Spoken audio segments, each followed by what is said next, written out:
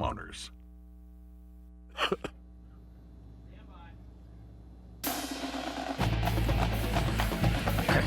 First game of 2008, the Badgers and the Volunteers, the Outback Bowl, 11 o'clock Eastern time, and about 25 minutes from now, we'll take you, of course, to the top of the hour. The Badgers are one Big Ten team that's really held its own against the SEC, despite the annual forecast that they're too slow and the ankles are too thick. Badgers have beaten Arkansas and Auburn the last couple of years, are 9-3 in their last 12 bowl games, a much better record than Ohio State or Michigan, and 4 straight New Year's Day games puts them in a select club. Still, they always feel disrespected. They're the underdogs again today against Tennessee. P.J. Hill is expected to play for the Badgers, but they really probably will feature the 2 freshmen, Lance Smith and Zach Brown, even more than Hill. Tennessee without their top receiver, Lucas Taylor, academic suspension, 1 of 4 Volunteers in that situation. So we check in with the guys who will call the game, Sean McDonough and Chris Spielman. Thank you, Chris. Happy New Year to you. Wisconsin and Tennessee getting ready to do battle in the first football game of 2008 from Raymond James Stadium in Tampa. The Volunteers arriving for their 15th bowl game in 16 years under Philip Fulmer. And as you said, Chris, Wisconsin, a bowl fixture as well, bowling for the 13th time in the last 15 years. Happy New Year, everyone. We're pleased to be bringing you the first game of the year. We'll try to talk softly, use our golf broadcasting voices for those of you who might have been overzealous in celebrating the arrival of 2008. When we think about Wisconsin, one of the great traditional running programs, and taking on a Tennessee team that had a great finish to the regular season. The Vols won their last 5 to make it to the SEC title game where they lost to LSU. Eric Ainge, the quarterback, threw 2 costly interceptions in the last 10 minutes of that game, and he told us this week he really is looking forward to this last opportunity in his final game to atone for that performance. You know, playing quarterback is a difficult position, and Eric took the loss hard, but he has a chance to make up for the mistake. He's a senior. He has had a great career at Tennessee, completed 63% of his passes for 29 touches and 10 interceptions. He's got to spread the ball around. He will not have Lucas Taylor, his leading receiver. It shouldn't bother him that much. Arian Foster will get going. They use the tight ends, and he spreads the ball all around the field. A very difficult team to defend. Each team with 9 wins, so the winner will have a 10-win season. A nice day here in Tampa, 70 degrees as we approach kickoff with a light wind, and the forecast it remain partly cloudy. Chris, let's send it back to you. He was in must-win mode week after week and survived, got to LSU, and as they said, a very disappointing finish to that game for Eric Ainge. So you can talk about it, but you have to go out and do it on the field and kind of show that you bounce back from that. You know what? Eric Ainge has had a career where it's been up and down. So, we'll go out and check him out, warming up, getting ready for this game. And one of the things that I always think about with Eric Ainge is he's faced a lot of adversity throughout his career. And when you face adversity and you come through it and face it again, many times you have the ability to get through it. So I don't question Eric Ainge and his no-huddle offense, what they're going to try to do with Wisconsin. He'll look a lot, if you haven't seen him this year play, looks a lot like Peyton Manning in the way he's in control at the line of scrimmage, making a lot of audibles and a lot of checks. I'm anxious to see him play today and try to step up after the way he played in the SEC championship game. Now, Tyler Donovan is Coach Philip Fulmer, 2 SEC titles and a national title and a new contract extension at Tennessee. And Brett Bielema, one stat jumped out at me as a head football coach. He's 18-0 going into the fourth. When he goes into the fourth quarter leading, 18-0. That's quite a record. It's perfect. That's perfect. He'll try to get the lead. And the guys talked about P.J. Hill, who's fully kitted up and ready to go here, the sophomore, but it's part of a versatile running attack they have. It's not just Hill. Yeah, P.J. Hill is back and excited, but like 3-headed monster there at tailback, not just P.J. Hill. The court order kept Smith him from playing on road games. That was 2008. They turned it over. Now he's ready. Yeah. Eric Berry, part of that Tennessee defense, the freshman safety. What a brilliant season this guy had as a freshman. Incredible. Well, he always seemed to be in the right spot for the Tennessee defense, and for true freshmen playing in the secondary, especially corner on an island in the SEC, that guy right there is a future star in college football. Got off to a great start in 07. Now the leader in terms of tight end receptions throughout the country, Travis. The Volunteers getting set to take on the Wisconsin Badgers in the Outback Bowl. Less than 10 minutes to kick off, or about 10 minutes to kick off. That follows us at the top of the hour, of course. All right, time for our Pontiac game-changing performers. Lee, as always, you lead off. It's minutes away now. Well, okay, I'm going with Wisconsin. The reason I'm going with it is special teams. Close upset. Wisconsin beats Tennessee. I think Wisconsin's one of these teams you just undervalue and underappreciate in bowl games. I think their defense is steady, and Tyler Donovan will make the plays they have to. I like Wisconsin. Another morning kickoff, the Cotton Bowl, lame duck, Arkansas. Matching 18th ranked.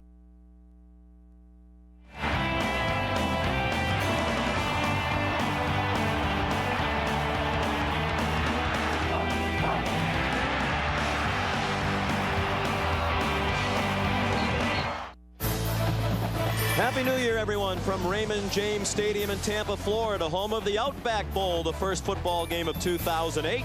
Matching 18th ranked Wisconsin, the Badgers are 9-3. They'll take on 16th ranked Tennessee. The Vols 9-4. It's not often we get to say in this business, good morning, everyone, but good morning and welcome to Tampa. Delighted to have you with us for this annual matchup between the Big Ten and the SEC. And whenever these conferences get together, the big question is always raised. Does the Big Ten have enough speed to match up? Based on Ohio State's loss to Florida in the national championship game a year ago, a lot of people say no. But a look at the numbers says yes. If you go back over the last 8 seasons, the Big Ten and SEC have matched up 22 times in bowl games. They've split 11 wins apiece, and in the last 3 years, the Big Ten has the upper hand 5-3, including 2 wins for Wisconsin over the SEC in the last 2 years. The Badgers with wins in the Capital One Bowl each of the last 2 seasons over Auburn and Arkansas. Well, I talked to Brett Bielema about this, and he says, yeah, he understands that Tennessee especially has speed. They have speed on the edges. Receiver, pass rushers, running back. Absolutely, but they feel very confident when they play SEC teams, as the record proves out. Now you go to Coach Fulmer, and he said, I don't know where they get this about the Big Ten. I look at their linebackers, Levy and Casillas. They can run as good as any linebackers in the SEC. And by the way, last year against Penn State, we still haven't caught Tony Hunt. So both teams have athletes. It's college football. They're premier programs and premier conferences. All the talk is done. Let us get it going down there on the field, and we'll find out who's tougher. Let's look at that. Well, it would help the Big Ten and Wisconsin's cause if P.J. Hill is fully healthy today. Let's get more on that from Rob Stone. Well, Happy New Year to you too, Sean. P.J. Hill will play today, will not start. Just 5 touches in his last 3 games. What he has is a severe left leg bruise, which essentially sits on a plate that was inserted his freshman year to help a broken leg heal. Now, if you look at Hill, you probably can't see it from this angle right now, but his left lower leg taped up with what they call elasticon, a stronger tape that provides more support, especially higher up. He also has a little pad on the side of it. I talked with All right, Rob, thank you. They are deep and talented at running back. Wisconsin, traditionally a strong running team, 19th in the nation in rushing. The Badgers won the toss and deferred, so Tennessee will receive the opening kickoff. Dennis Rogan, the true freshman, averaging 30 yards per kickoff return, trying to take the boot. He'll down it about 4 yards deep in the end zone. The starting lineup presented by Yellow Book. Introducing the Tennessee starting lineup, former quarterback, now Congressman Heath Shuler. When the Congress of the Volunteer offense gather, they look for one clear leader, senior quarterback Eric Ainge. Expect him to delegate the ball to running back Aaron Foster, protecting the borders and holding the line. The armed forces up front. This band of brothers have allowed just 4 sacks all season. Let's go, Vols. I'm Heath Shuler, and I approve this message. Just elected the 11th District of North Carolina. Of course, Heath Shuler, the 3rd overall pick in the NFL draft at quarterback in 1994. His Vols up 1st and 10 from their own 20. Led by Eric Ainge, the 5th-year senior at quarterback. And here's Arian Foster, 1,000-yard rusher, a flag down as Foster goes out of bounds at the 40. Gain of 20, but there is a flag on the play. And Foster would have done the rest. Strickland had a bad angle. Just hang with him. Get your body in front of him. He's been all right. Eric Ainge has had a good year. 300 completions is the single-season school record. He broke Peyton Manning's mark. Threw for 3,157 yards. But David Cutcliffe, the offensive coordinator, said had it not been for injuries to his shoulder and finger and knee, he believes Ainge could have had about a 3,800-yard season. Penalty walk-off back to the 12.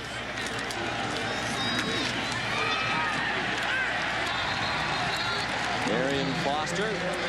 Happy New Year, boys. Thank you very much, Matt. Ainge, a play action pass on 2nd and 15. He's going deep and incomplete over the head of Josh Briscoe. With Ben Strickland in coverage. 3rd down and 15 now. Tennessee playing without their leading receiver, Lucas Taylor, with 73 catches for 1,000 yards coming in. He's one of 6 volunteers sitting out for an academic suspension. He's the headliner on offense among those suspended. Ainge fires, almost intercepted, threw it right into the hands of Javery McFadden, a backup linebacker. Quit the junior to punt. David Dilreath, talented freshman return man, retreating and does not get away. Tackled immediately by Quentin Hancock. 41-yard punt, loss of 2 on the return. Here's Matt Kenseth with the Wisconsin. Keep it in high gear today, Wisconsin. Coleman, first team all Big Ten at center. From the 41, Donovan hands it off to Zach Brown.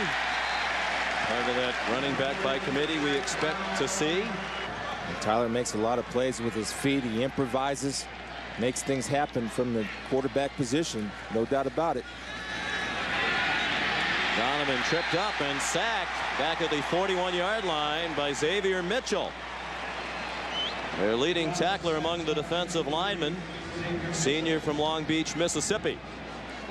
You see what Xavier hits him with right here, coming in from the defensive end position on Outback. First of all, he gets a good get off on the ball, hands inside. Once the hands gets inside for a defensive lineman, he wins the battle. He comes with the push uppercut. Outback no match for the pass rush move of Xavier Mitchell.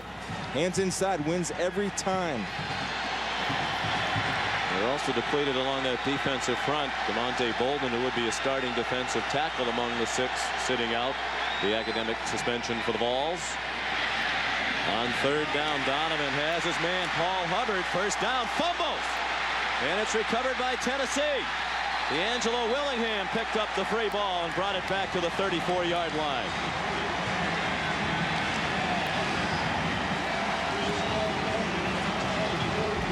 Anytime you're in a big football game, turnovers are costly. Paul Hubbard does a good job. D'Angelo falls down at first, does a good job of getting up and hustling, but you have Nevin McKenzie coming from behind, hustling to make the tackle and strip the football. Paul Hubbard, ball security. It looks like the ball was secure, but they did a good job of stripping it and tackling the football. 2nd man in, tackles the ball, exactly what Tennessee did. Eric Berry knocked it out. Here come the Vols for the 2nd time in a scoreless game. Ainge on the run, and it's incomplete. Dropped by Denarius Moore, who coached at his alma mater, the winningest coach in the country by percentage at 764 among those with a minimum of 10 years. 7-7 all-time in bowl games. They lost here in the Outback last year to Penn State. Foster stopped to the line, perhaps even a loss of a yard. Matthew Shaughnessy. The front 5 of Tennessee, that particular play. 3rd down and 11.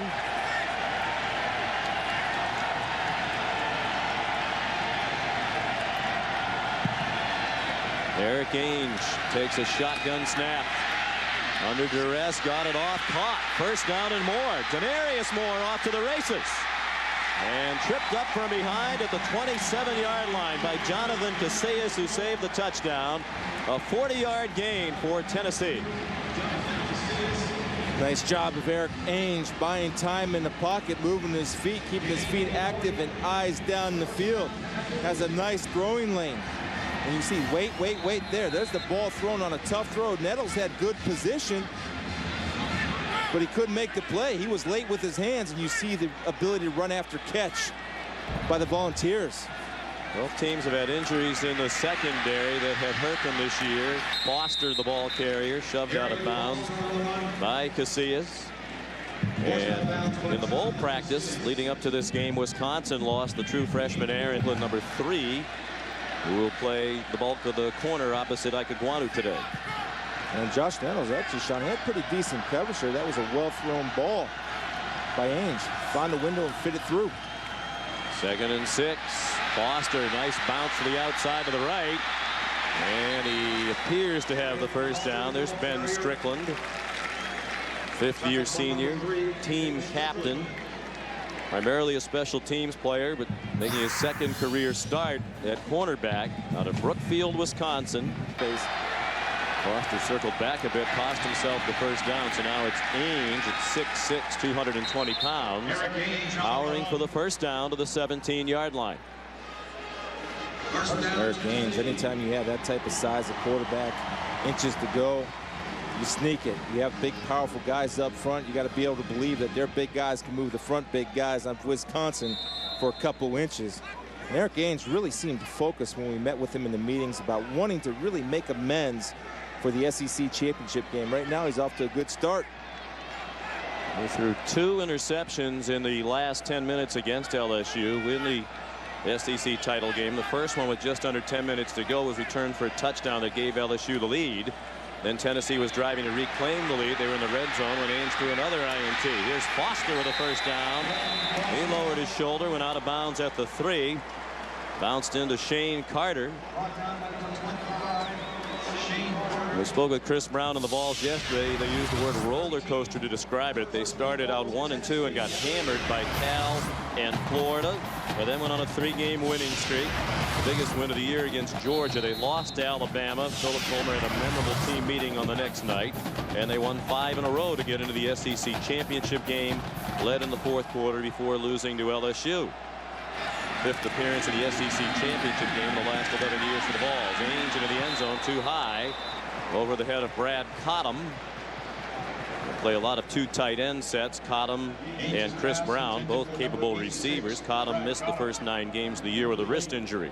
Now, Cottom was wide open. Why? Because he pushed off on a receiver.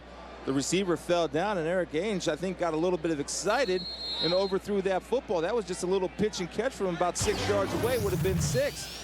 And that when you're in a big game and all the excitement of the bowls, you get a little excited. Just keep settling down out there and make a play, just like practice. Gerald Jones has come in at quarterback. Generally, he runs, and he runs in the end zone for a first down and a touchdown.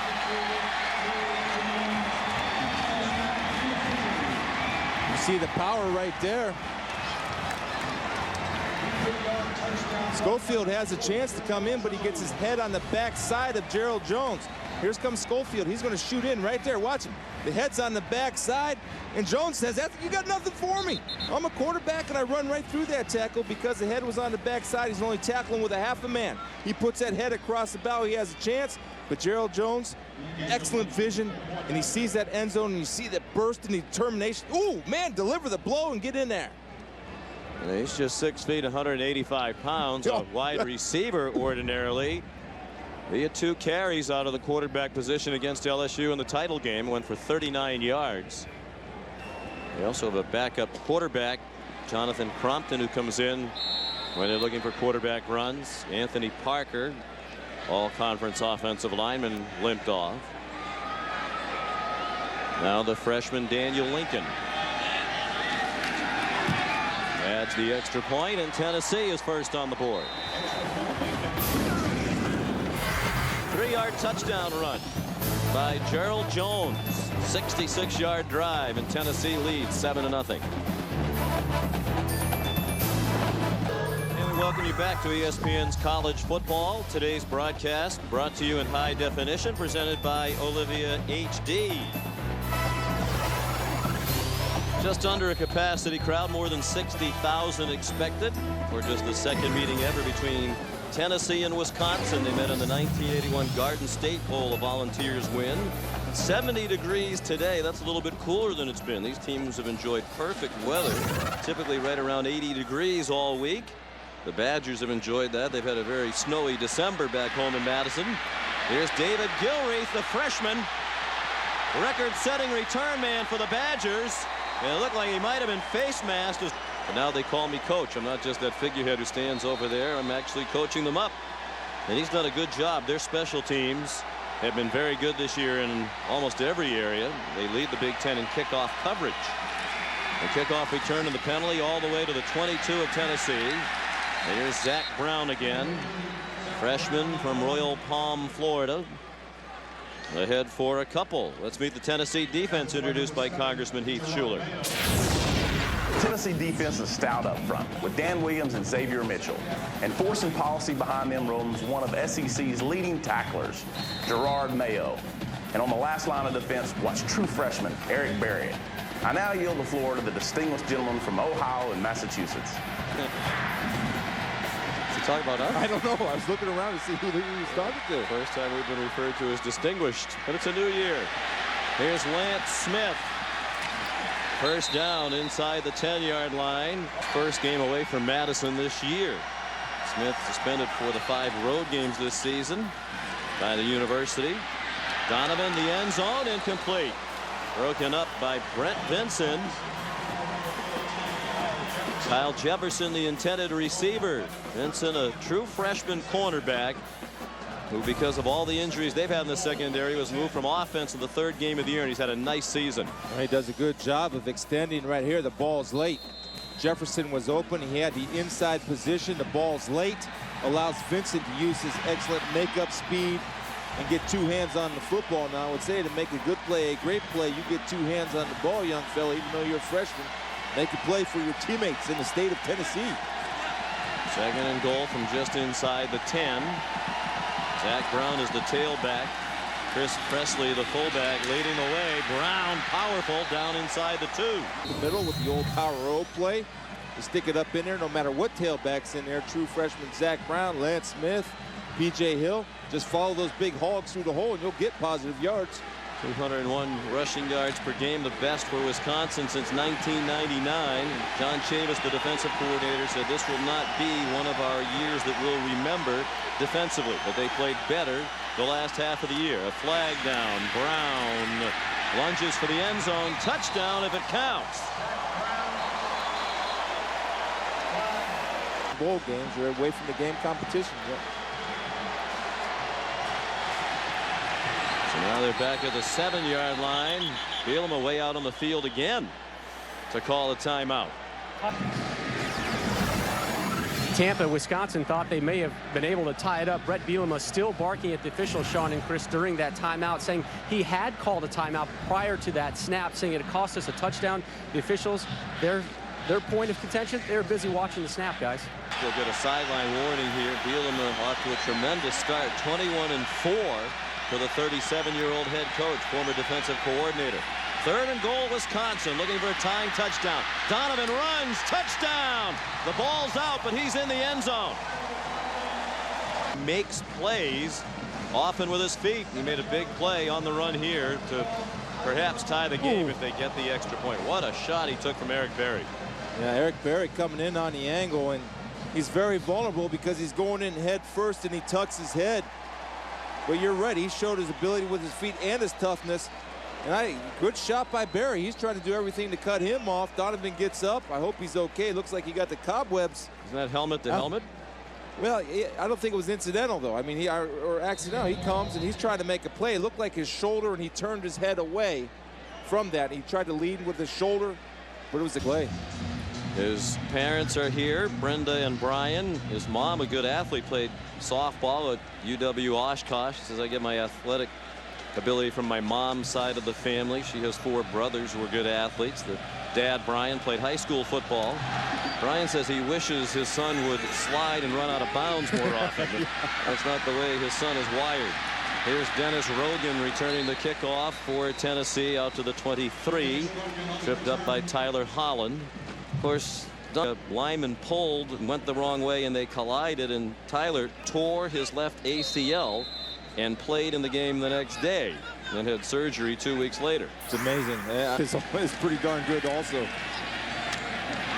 Eric Ainge out throwing, has Josh Briscoe out to the 30-yard line for a gain of 7. Here's Rob Stone. Sean, during that timeout, after that hit, lines like tasteless and cheap shot were being thrown around. That hasn't taken long to work up some venom between these Big Ten and SEC teams. Montario Hardesty off to the races for Tennessee. And out of bounds at the 44-yard line of Wisconsin.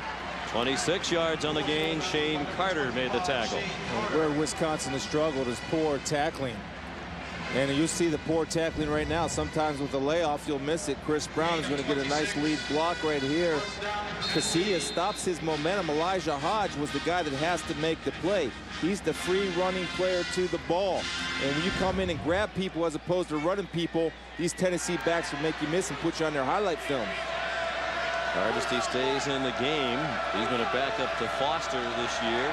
Chris Brown, the tight end, came in motion. And it's Hardesty straight ahead. For 2. Tackle numbers significantly worse defensively than they were a year ago. They were better in the second half of the year. Quentin Hancock's wide open. He has a first down for the Vols. Down to the 17-yard line.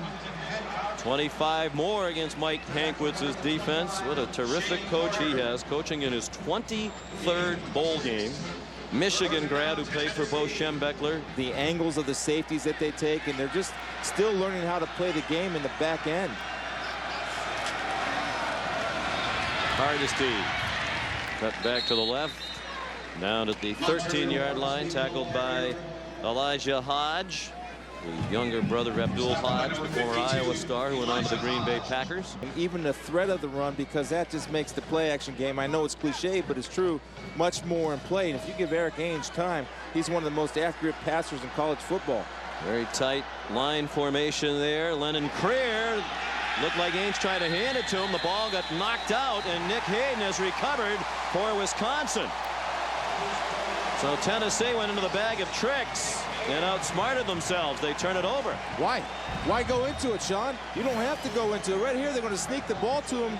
Lennon Creer right there. You don't need to do this. Wisconsin can see him back there. Your quarterback after taking that shot in the head on the touchdown in their last possession. I can understand doing that if you're not moving the football, but you're moving the ball normally. And P.J. Hill now, their leading rusher, 1,000-yard rusher for the year. See if they start moving this pile of orange shirts backwards.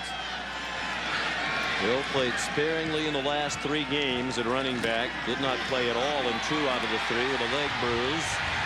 He's a bruising runner. Rushed over. He's been as good as anyone we've had here, and he understands that that's a big statement. You're talking about Al Wilson and a great tradition of Tennessee linebackers, and Gerard has been as good as anyone. Probably will be, I would imagine, if he decides to come out, probably a first-round pick. In speculation, he might come out. He's a junior, but he has graduated from the University of Tennessee. When we asked him yesterday, he said, I'm totally neutral. I have really no strong leaning one way or the other. Hill. The NFL scouts project him to play. The junior's productive. He's athletic. Could go in the second round, according to ESPN Scout Saints Todd McShay. In a few days, Coach Fromo is actually going to travel to his Hampton, Virginia home, speak to him and his family about the pro prospects of coming out. Mayo told us he's actually anticipating a bit of a sales pitch to stay in Knoxville for his senior year. Fulmer says if you're a 15 to 20 pick in the top 20, go. If not, stay. Andy Robb, 3rd down and 4. Donovan hit as he throws, and it is caught by Garrett Graham, the backup tight end, 7. And this is what Tyler will do. His toughness is he's going to hang until the last second and deliver the ball, understanding that the contact is coming. And Elix Wilson gave him the shot. Don't like the shots he's taking. Yeah, Brenda is agonizing. P.J. Hill rumbles close to another first down.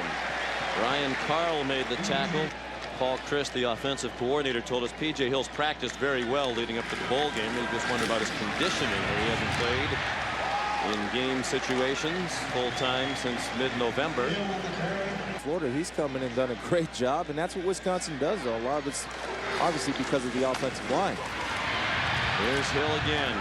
He certainly is not running as if he's injured. Out to the 48-yard line. Game for the 6th year in a row. And the 13th time in the last 15 years. They are 9-3 in those 12 bowl games. Zach Brown, the ball carrier. Their flags down. And the interesting fact, Chris, is this is their 5th straight bowl game against an SEC opponent. And they've won their last 2 here in the state of Florida, the Capital One Bowl. Beat Arkansas last year. Timeout.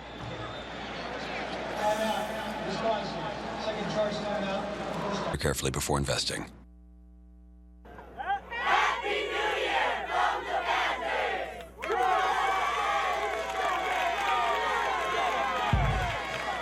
the great annual bowl activities here at the Outback.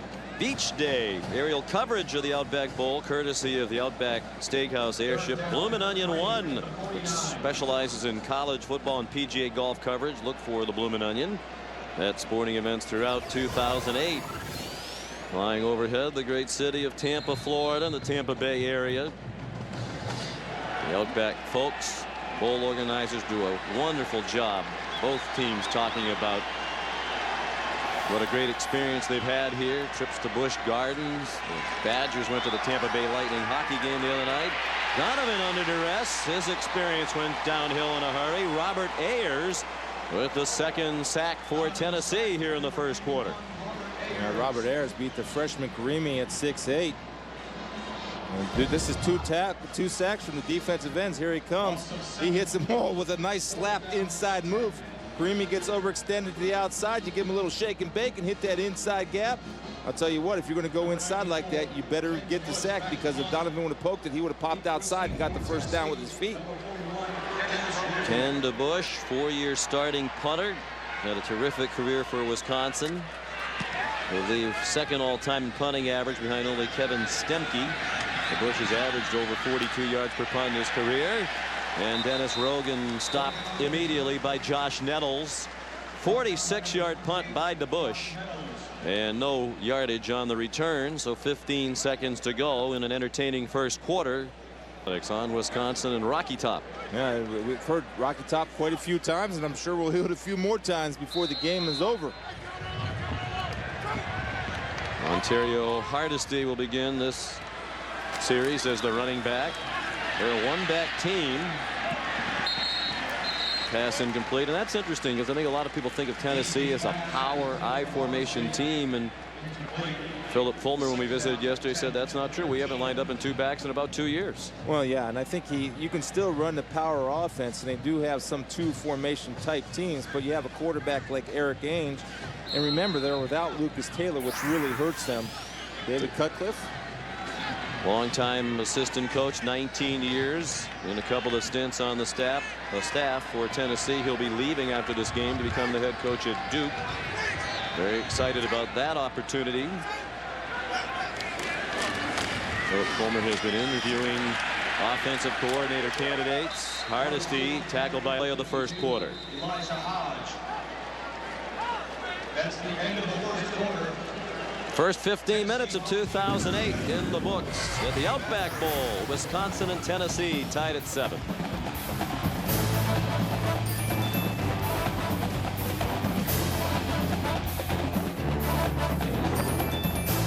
7-7 as we head to the second quarter. On the field between quarters, the legendary Joe Montana presenting the first Joe Montana Award to the best high school quarterback in the nation. The Montana Award based on an evaluation by the DeBartolo Sports University Scouting Division of former college and NFL coaches. Third down and 11, Tennessee. It's on 13-yard line. First play of the second quarter. Eric Ainge for a first down. Gerald Jones, who scored their touchdown on a run when he lined up at quarterback, now with a big catch for 19 yards. I don't understand the call by Mike Hankwitz, the defensive coordinator. 3rd and 11, and you go man-to-man. Well, Tennessee adjusted. They were able to pick up the blitz, and you allow man-to-man coverage outside. Eric Ainge and those receivers will hurt you if you give them too much time. Tennessee outgained Wisconsin 132-88 in the first quarter. Although Wisconsin had an edge in time of possession with 8 minutes and 54 seconds. That's not a surprise. Wisconsin #1 of the nation in time of possession with that strong running attack. Hardesty tackled by DeAndre Levy. There are flags down. First coach among those coaches leaving the Tennessee staff. After the bowl game, he's accepted the co-offensive coordinator position at Oklahoma State, replacing Larry Fedora, who left to become the head coach at Southern Miss. We mentioned David Cutcliffe, the offensive coordinator, is leaving. It's been widely reported that 2 other offensive assistants, Matt Luke and Kirk Roper, tight ends coach and running backs coach respectively, are leaving to go with David Cutcliffe to Duke. So they're going to have 4 offensive coaching positions to replace. Likely will. Here's Hardesty out of the backfield. He's out of bounds, short of a first down at the 37, about 4 yards shy of the marker. Here's Rob Stone with a special guest. That's right, 3-time Super Bowl MVP Joe Montana joining us right now. And you've had a chance to watch these two senior quarterbacks. What's your initial impression of them? Well, I like both of them. You know, one of the things that they have a tendency to do is a lot of quarterbacks just want to get the ball down the field all the time. They like to manage it, just like you just saw there. Nothing down the field. Don't be afraid to take that. You know, they just gain 6-7 yards, and you know, it's easier to call a second down play from 2nd and 3 than it is in 2nd and 10. Your son Nathaniel is going to walk on as a quarterback at Notre Dame this season. What advice did you give him? Have fun. You know, it's a lot of work. It's a big step up for him. You know, they didn't get a lot of chance to play in high school. Good size, good arm, but there's still a lot of work to be done, and it just has a great opportunity to go in there and have some fun, experience the joy of this game. Obviously, a difficult name and difficult shoes to follow for Nathaniel. And why did you support his decision to go to a school that I know you love very much? Well, you know, the decision was up to him. You know, he had a bunch of places that he could have gone, and we said, don't go to school for me, don't go to school for your mother or anybody else. You have to go to a place where you want to go, and he chose that. So we're happy about it. I know you've been enjoying the Notre Dame Fighting Irish season so much this season. What's been your take on what happened? Well, everybody has those ups and downs, and you know, Notre Dame hasn't had a year like that. All right, Rob, thank you. No substitution for good genes. John Elway's son apparently is one of the top quarterback high school prospects in the country. Hardesty ran for a first down. Then Ainge threw an incomplete pass, trying to set up a screen to Arian Foster, who's also a very good receiver. Elijah Hodge took him out of bounds across midfield at the Wisconsin 47-yard line. And both of these quarterbacks hope to play beyond today. Eric Ainge, the more highly touted of the two, at 6'6". David Cutcliffe, of course, has coached Peyton Manning and Eli Manning in college, among other very talented quarterbacks. And David Cutcliffe said to us yesterday, Eric Ainge is better than a number of guys who are playing in the NFL right now. He believes Eric will have an NFL future. I just think Eric needs to get into a camp and maybe get to some of these all-star games, and he does have all the tools to be an excellent NFL quarterback. Eric said confidently when we visited him yesterday, if he can get to a bowl game or the combine where he can throw against the other top quarterbacks, he feels he'll demonstrate he's as good as they are. Austin Rogers, the intended receiver. The throw was a little bit too long. Ben Strickland, the coverage. Well, that's where they're going. I mean, they're going after the... Fair catch made at the 12-yard line. Fair catch by Gilreath. The Outback Bowl from Tampa early in the second quarter. Wisconsin and Tennessee tied at 7. Sean McDonough, Chris Spielman, and Tampa resident Rob Stone. Boy, we've learned just what an icon he is in this yes, community. he is. This week. Delighted to have you with us for the Outback Bowl. Tennessee and Wisconsin tied at 7. After 1 quarter of play, and you made the point during the break, Chris, nothing yet from Travis Beckham, the John Mackey Award finalist tight end, who had 73 catches during the regular season. Well, they have gotten him out in space, and they had him on a corner, which I like the size matchup. Here he is right here in motion. And Tyler Donovan rolls in his direction and throws incomplete. Jonathan Hefney broke it up. It was intended for Paul Hubbard. Paul Hubbard, an early fumble, recovered by D'Angelo Willingham, and Tennessee turned it into a touchdown. Gerald Jones lined up a quarterback and took it in from 3 yards out. Wisconsin tied it on a tough run by Tyler Donovan, who took a shot from Eric Berry after crossing the goal line. And Tennessee looked poised to reclaim the lead, but a trick play backfired. Ainge tried to hand it off. The leg to Lennon Creer, and it wound up as a fumble. Well, I'm a fan of the trick play, but only when you need it, or if your offense is stalling, not when you're moving the ball. Back to the I formation, and P.J. Hill ahead for 3 to the 15-yard line. Eric Berry made the tackle. The brilliant freshman safety who's also played a lot of corner out of Fairburn, Georgia, in the Atlanta area. John Chavis said he's one of those guys you knew watching him in high school. He was going to be special. At 5 interceptions this season, was a freshman All-American. Just a nose for the football, and anytime you have safety skills and are able to play man-to-man, which obviously is because of his experience in playing corner this year, that does make you a special player in its own right. Raised the debate, should he be a safety or a corner? On 3rd down and 7, Donovan throws to Garrett Graham.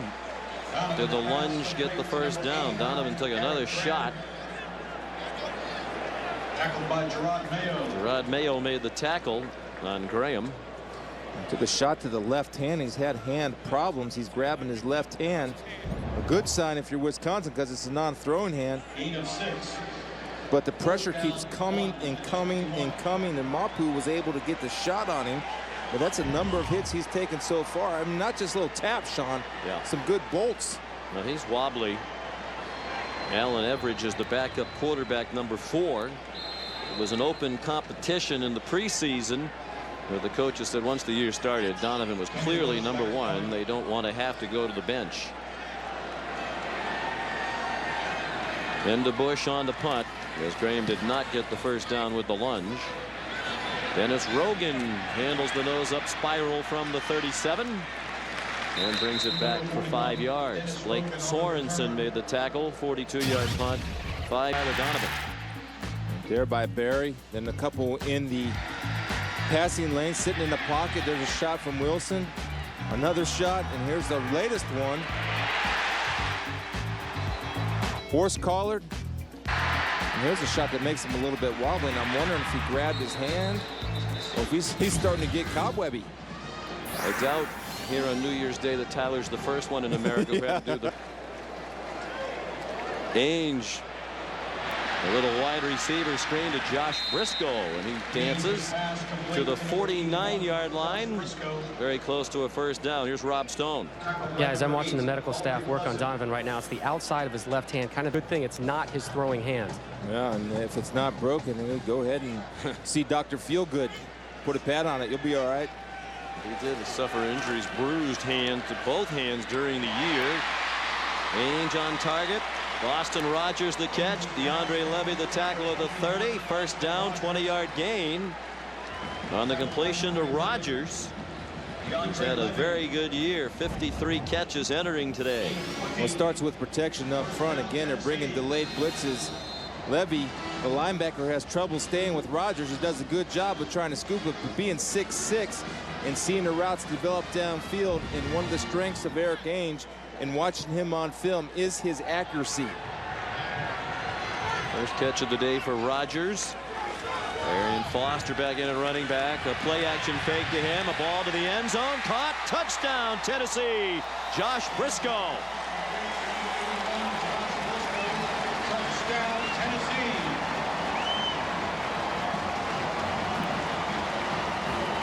29-yard scoring pass. Eric Ainge, Josh Briscoe. Josh Briscoe just on a crossing route. First of all, you set up everything with the play action. You see Briscoe from the inside slot beats Aubrey Pleasant across the field. Aubrey Pleasant has no shot. He gives him a two-way go. And you give a receiver like Briscoe that much room, he will make you pay, and you protect the quarterback. He's also adding to your payment. Eventually, they lost 4 starters off that great defense of a year ago, including both safeties. And it has been an inconsistent year of safety play for Wisconsin this year. 29-yard touchdown pass. The extra point good from Daniel Lincoln.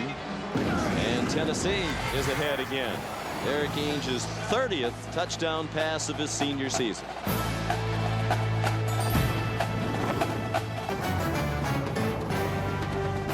ESPN College Football, the Outback Bowl, is brought to you by Aflac, Ask About It at Work, the new All-Jeep Liberty, and Duracell.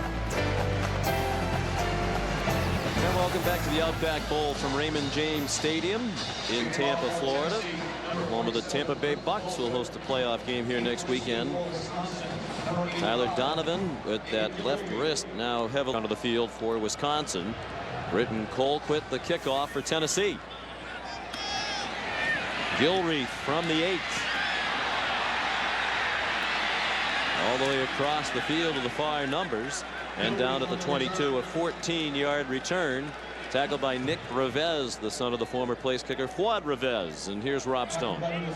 Different to take a snap on the sidelines and to take one in real action when your center's got a 310-pound guy sitting on his nose. Just watch these first couple snaps and see if the exchange is solid. Marcus Coleman is the veteran center. All-conference player in the Big Ten this year. Donovan will run.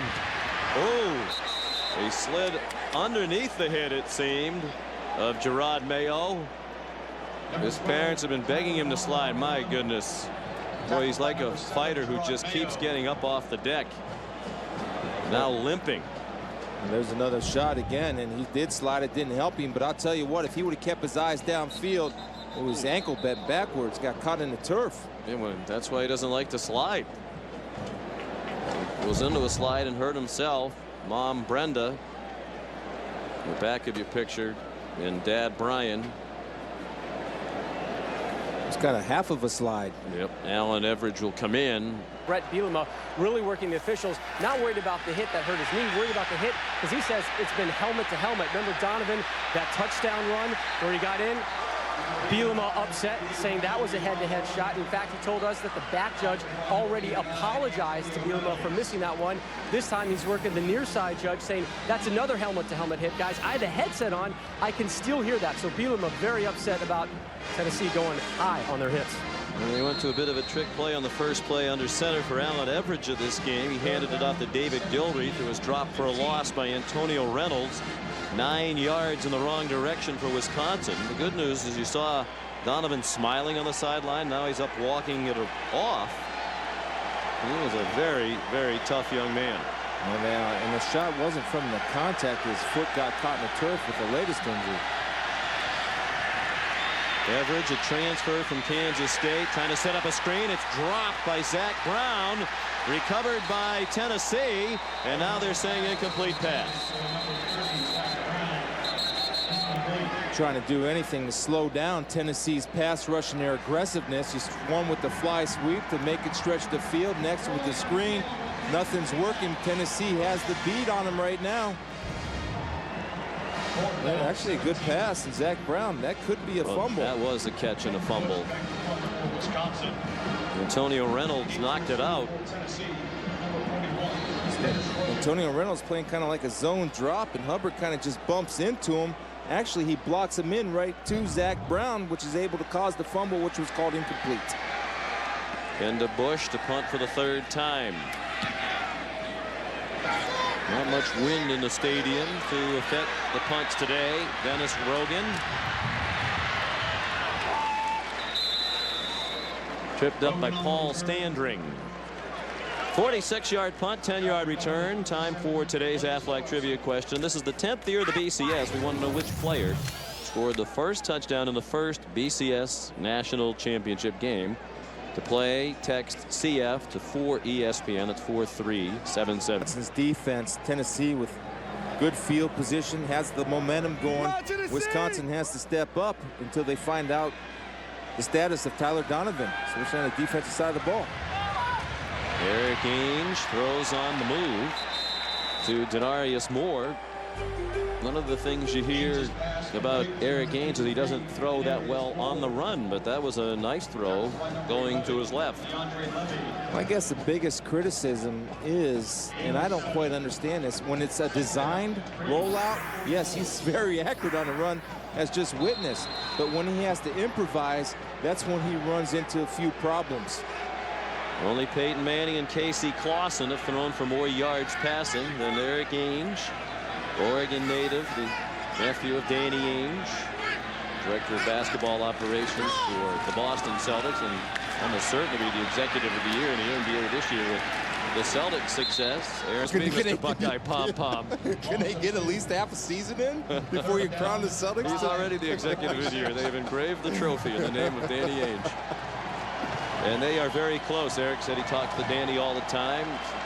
Danny asks a lot of questions about things that happen in Tennessee football games. He's a great student of all sports. Play action pass by Eric. Dumps it off in the flat. Denarius Moore with a lot of running room. That was way too easy for Tennessee. On third down, they convert. Jay Valai, backup safety. Forced him out of bounds after a gain of 16 and a first down for the Vols. Yeah, Shane Carter came up and played strong safety, bit on the inside crossing route. He's playing zone defense. You got to hold your position and not chase. Ainge comes out. The route came from across the field. It's just pitch and catch with no defender within 15 yards. Tennessee moving ahead 14-7 in the second quarter. Ainge with a lot of time, throws, has another man wide open. It's Brad Cottom inside the 10. Touchdown, Tennessee.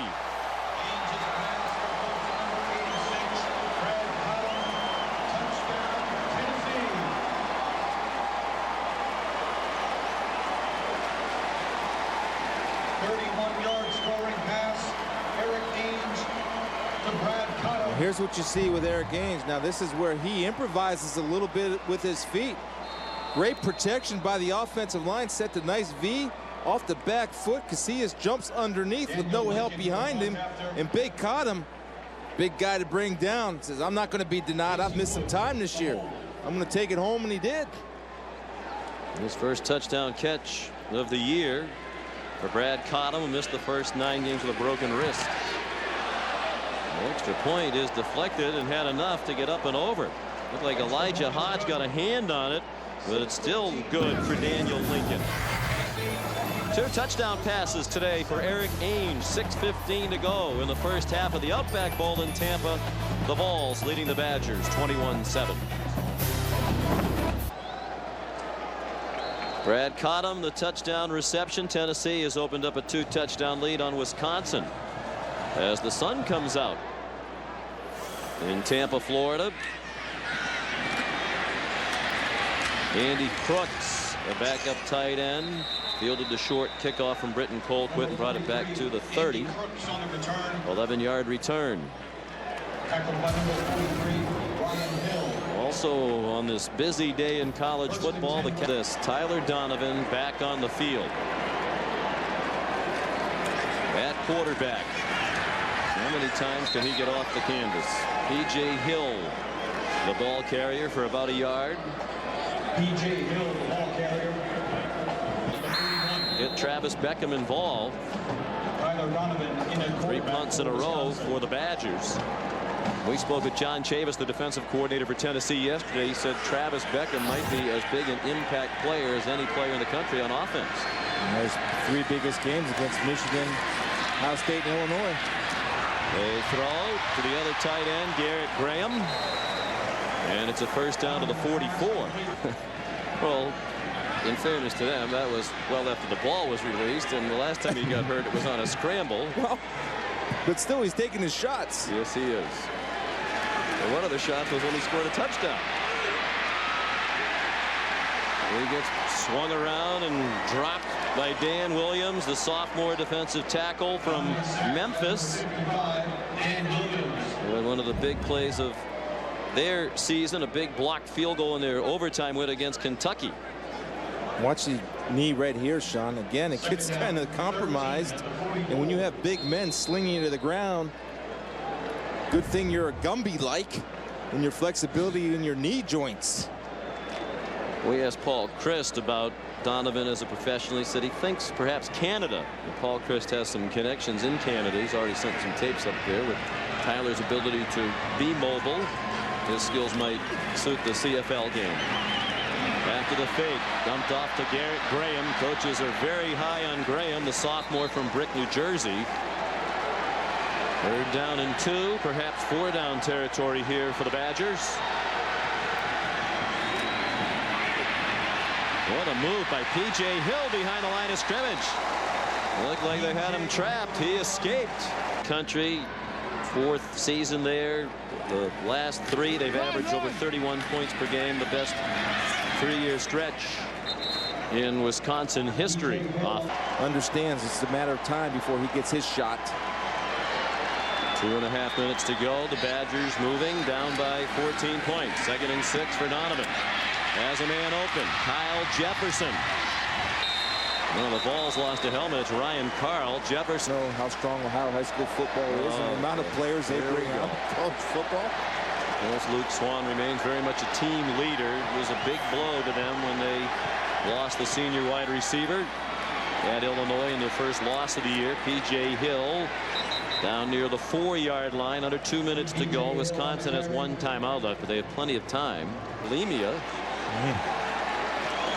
And when they ran on the field today, the public address announcer introduced him as Bulima.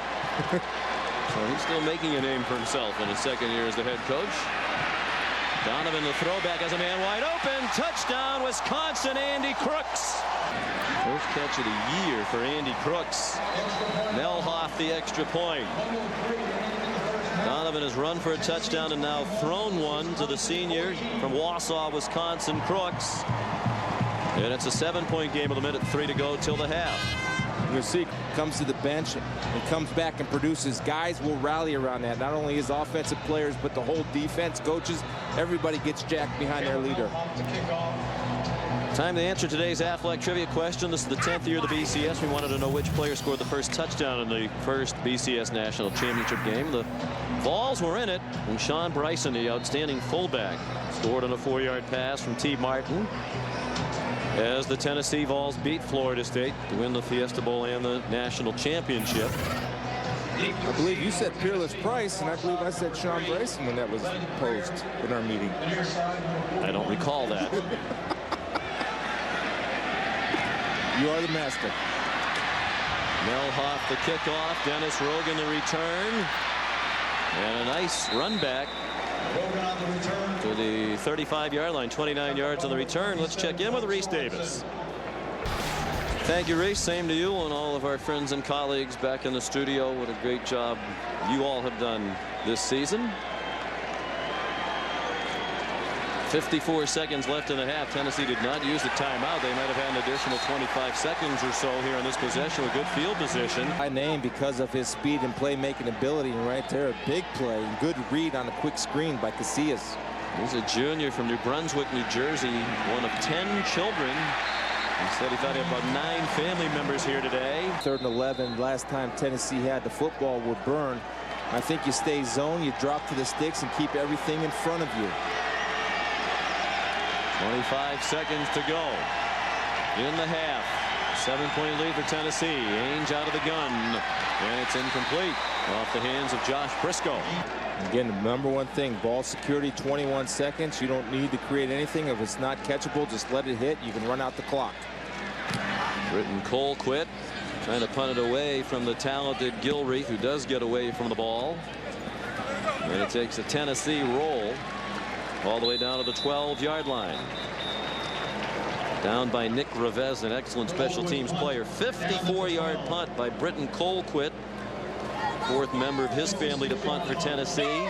Cousin Jimmy, brother Dustin, dad Craig have all punted with distinction. It's Britton, who fought off a quad injury early in the year, to have another fine year punting at better than 41 yards per punt. We were obviously Wisconsin, 9 seconds. Take your knee. It's been a really good football game, Sean. Very physical, kind of like we expected. And we'll see the adjustments at halftime and who makes them and who executes the adjustments. Ford Colquitt's the top 4 all-time in punting. And Donovan takes the knee, and he'll get a well-earned breather in the locker room at the half. Here's Rob Stone. How do you dress your team considering all the shots that Mr. Donovan's been taking today? Well, Tyler's taking shots all year. He's an extremely tough kid. I got a little upset just because I saw 2 helmets on my quarterback. Expressed my displeasure, and we got a call then after that. But we have to do the things that we can control on the field. We have to execute better on offense. Can't shoot ourselves in the foot. We had to burn timeouts off of misalignment, so we got to concentrate and execute better. And defense, we were missing a lot of tackles. Obviously, Tyler, a little bit banged up. How, if at all, will that affect your play calling in the second half? Well, we'll just ride him until we can. And, you know, the biggest thing is, you know, Allen's played before if he gets in the game, but we won't think that way. Tyler's our guy, and I'm sure he'll carry us through. Coach, appreciate your time. Thank you. All right, halftime in the first game of 2008. Tennessee leading Wisconsin 21-14. Now a steady stream of quality information from Reese Davis and Robert Smith. It's the Flomax halftime report. Break. And this Tennessee and Wisconsin, I should say, Arkansas is playing also in the Cotton Bowl right now. Wisconsin's a team that you expected big things from in the offseason. Slow start. What would it do for them to finish up strong, be able to get a win over an SEC team? Well, I think it says a lot about this team. You look at them last year in the bowl game, everybody talks about the SEC speed and how deep the SEC is. They took the champion from the West last year, Arkansas, and handled them pretty readily in a bowl game. So, but I think it would say a lot about what Brett Bielema has done this year. I think they had a disappointing start offensively, defensively, never really able to get on track in the same game earlier in the year, but as the season progressed, really started to improve. So this would be huge for them. And you can't say enough about how Tyler Donovan has played in this game. I mean, he's gotten thrown around like a rag doll, come out of the game a couple times, you know, head snapping around. He's tough as nails. So it's an impressive performance by him. Great leadership from Donovan in the first half. Meanwhile, Tennessee has played very well despite all the turmoil that they've had on their coaching staff, with David Cutcliffe leaving, some assistants moving on to other jobs. The Volunteers with a 7-point lead over Wisconsin at the break. Arkansas, meanwhile, from the streak, the longest Michigan has had in postseason since losing 7 straight in the 70s. Out of the Big Ten, Wisconsin. Donovan to Crooks got the Badgers within 7. Tennessee hoping to choose to win, and Eric Ainge's finale. The brilliant senior quarterback hoping to go out with a win, finds Brad Cotter for the touchdown, and the Big Orange up by 7. Early. Well, I think Tennessee is going to win this ball game. I don't think Tyler Donovan's going to make the whole game. He's had a gutsy performance so far, but I think it's getting to the point now where you're almost better going with a backup. Obviously, less experience with Everidge, but it seems like Tyler Donovan's having a little trouble moving around. Haven't been able to get that run offense going with P.J. Hill. So I like Tennessee in this. So the Volunteers over 200 yards passing from Eric Ainge in the first half of his final game as a Tennessee quarterback. Just about ready for the second half from Tampa right now as the Vols lead the Badgers by 7. And as Capital One Bowl Week continues, we welcome you back to the Outback Bowl. High school all-star band on the field, and boy, are they terrific, from 41 different high schools representing 15 different states.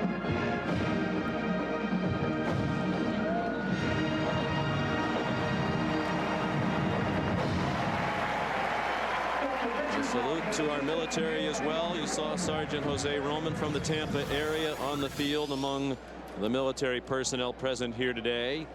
At the half, Tennessee leads Wisconsin 21-14. Game Track brought to you by American Chemical.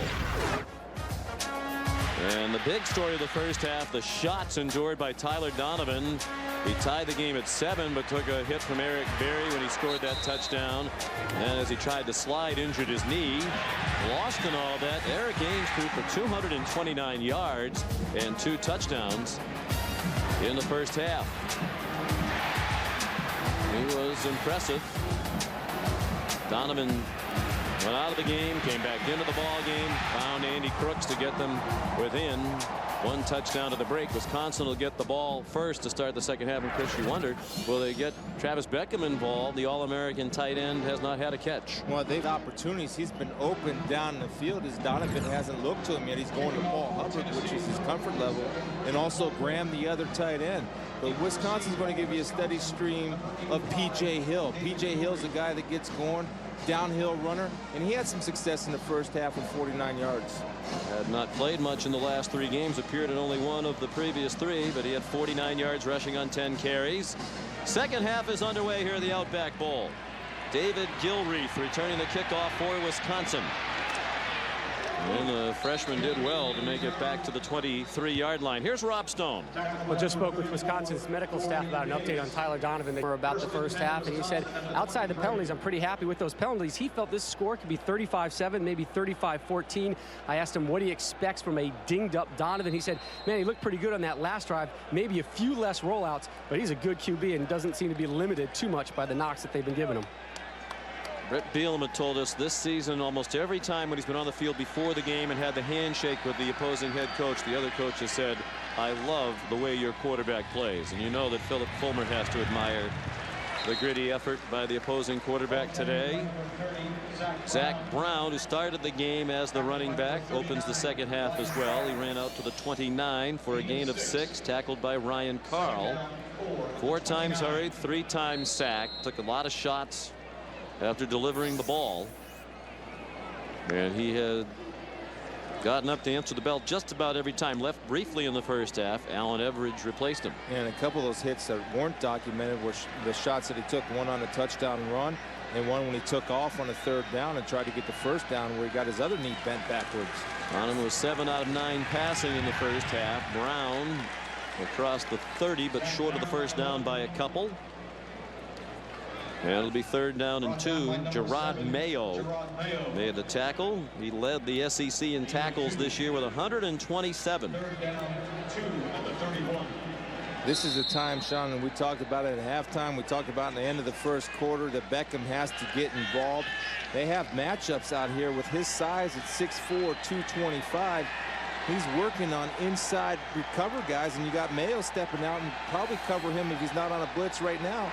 He's in motion.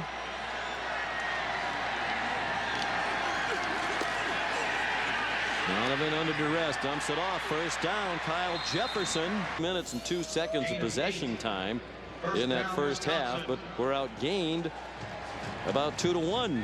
Interesting contrast in the numbers there. Wisconsin leads the nation in time of possession, 33 minutes and 50 seconds per game. And they just grind you and grind you and grind you. And the reason why they get manageable 3rd downs and they convert those 3rd and 2, 3rd and 3s, and they don't capitalize on points, which they could have in the first half, but they do hold the football. Beckham doesn't have any catches, but 2 other tight ends, Graham and Crooks, have combined for 5 catches. Donovan threw a sinker shy of Kyle Jefferson. Brent Vinson had the coverage. Beckham was one of the finalists for the John Mackey Award, one of 3 finalists, the award that goes to the best tight end in the country. Blocking so far, and he's done a good job at the point of contact on the line of scrimmage, and also as an H-back, fullback lead blocker, he's done a good job. Another timeout on offense used by Wisconsin. They've had issues from time to time getting lined up correctly and getting plays off. Well, but he has become a prolific pass catcher and a much improved blocker as his career has gone on. Only in his 2nd year at the position, so plenty of room for improvement. Donovan looked in his direction, then pulled it down and gets to the 45 for a gain of 6. 3rd down and 4 for Wisconsin, opening possession of the 2nd half. The Badgers trail by a touchdown. They trailed by 14 in the first half. Donovan's pass is batted down and is incomplete.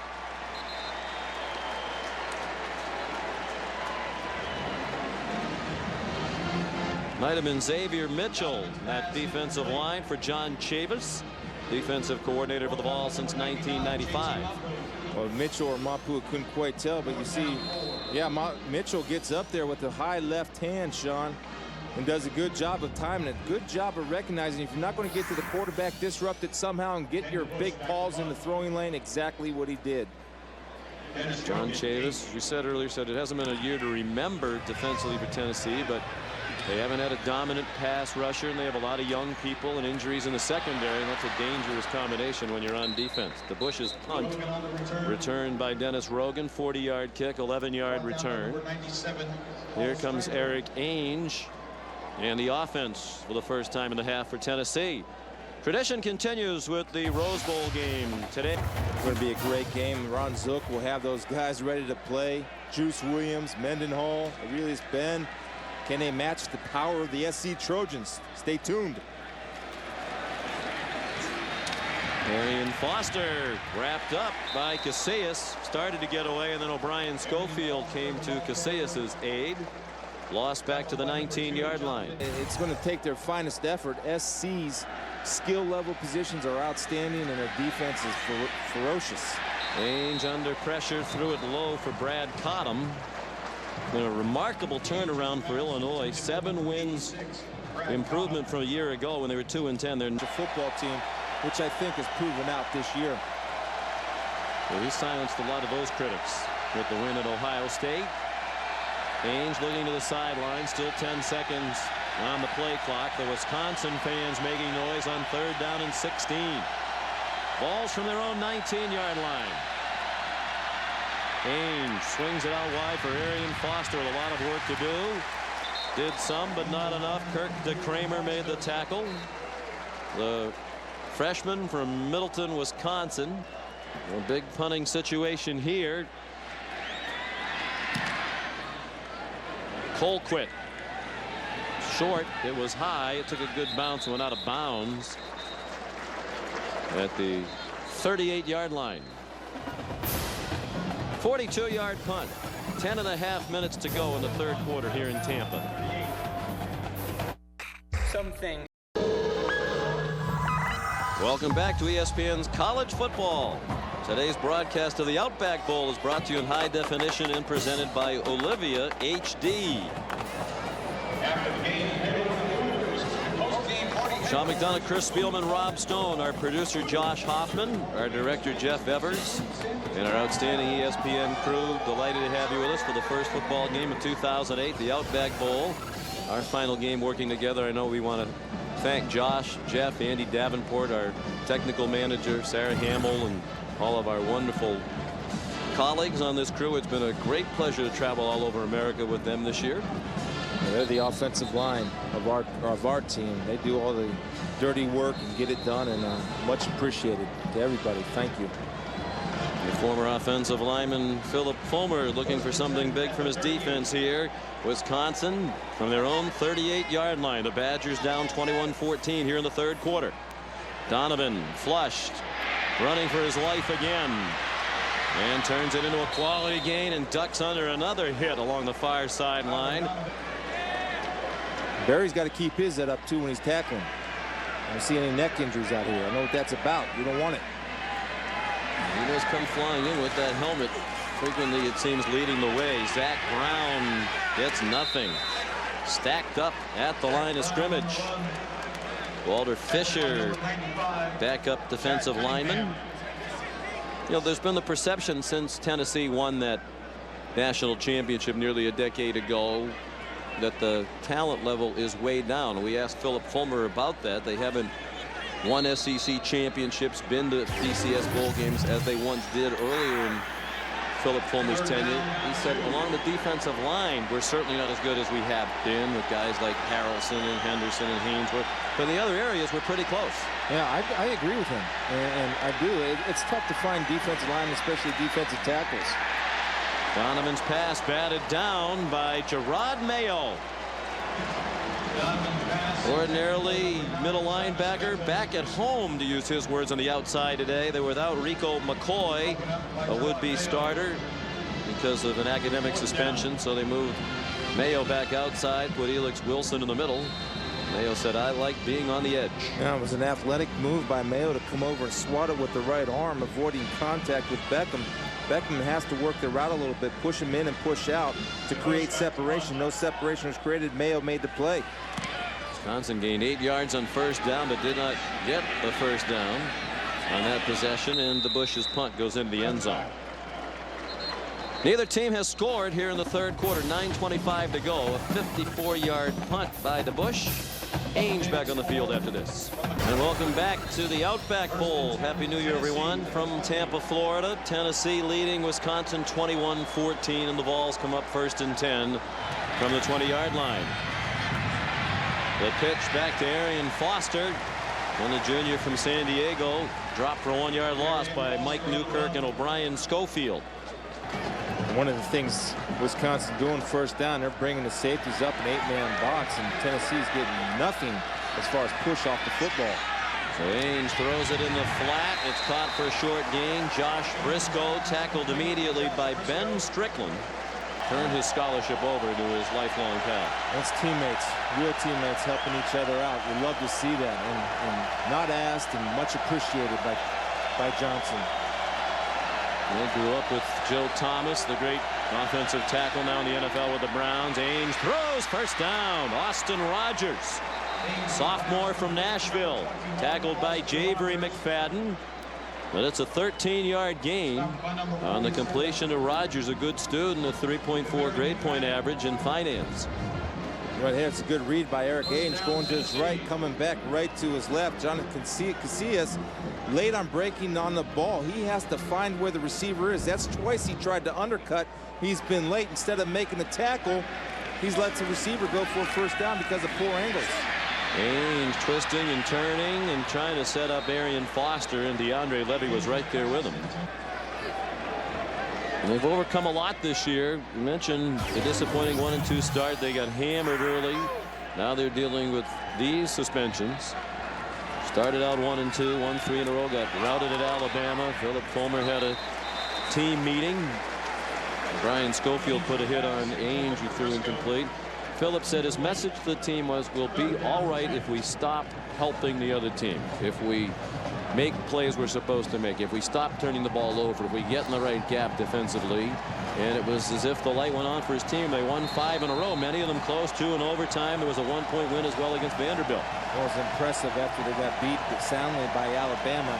They did bounce back in a big way. You can go one or two ways. Fortunately for Tennessee, they went the right way. And they felt like they should have won the SEC title game against LSU. They feel like they gave it away. Ainge under a blitz. Threw incomplete to Gerald Jones. 5th punt from Colquitt. He's done a nice job of kicking it away from the dangerous Gilreath. This one is right to Gilreath at the 21.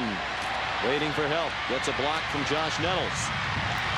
Gets another block on the corner. And runs out of bounds at the 46-yard line. Happy New Year from the Volunteers!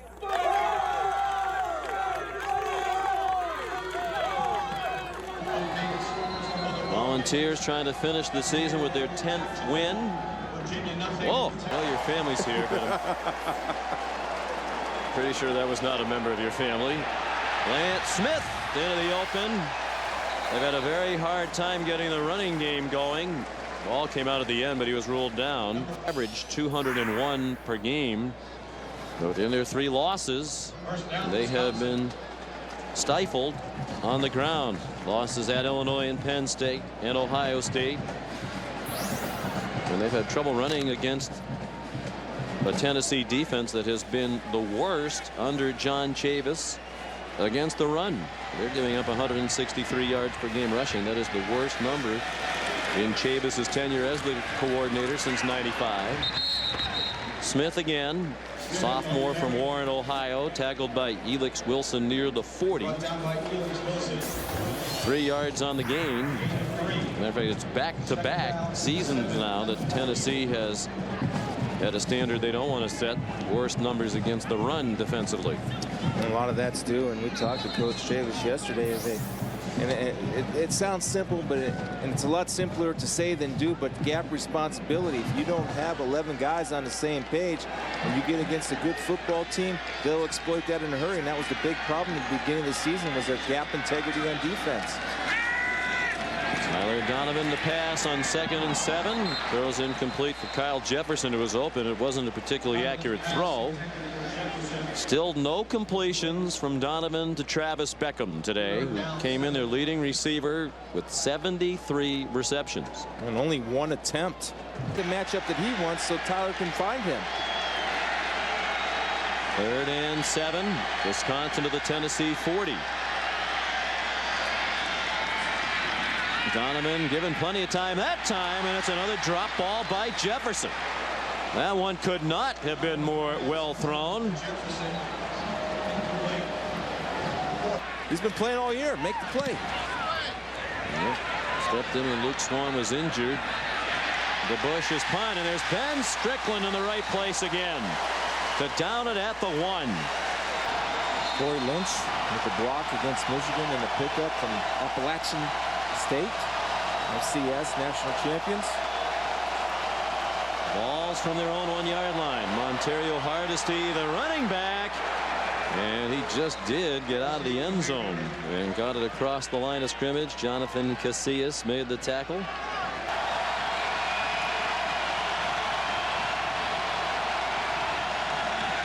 Ainge out of the shotgun in the end zone. Almost to the back line of the end zone and throws incomplete.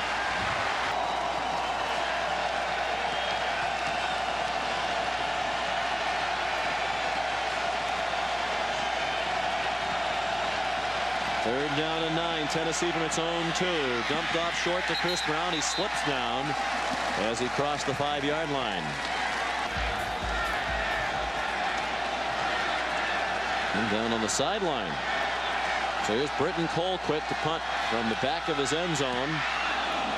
And it's a good kick. Gilreath retreats to his own 42.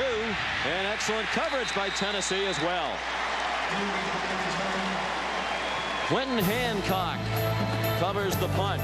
52 yards.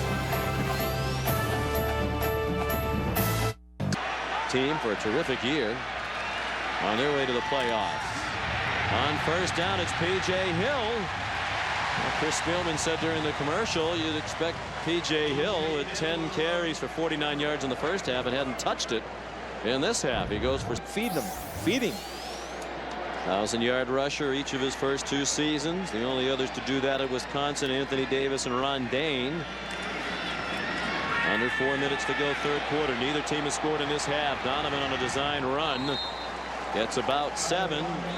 Chased to the boundary by Jonathan Hefney. Yeah. Brenda, a beginning golfer, who just saw herself on the big screen here, had a hole-in-one this summer playing with Tyler. No, I mean, that's the type of athlete she is. Pick up a golf club and play with you. And he said it was about a 100-yard hole up the hill, so they didn't know that it went in the cup, so they got up there and couldn't find the ball, and they looked in the cup, and his mom had a hole-in-one. P.J. Hill carried to the 29-yard line.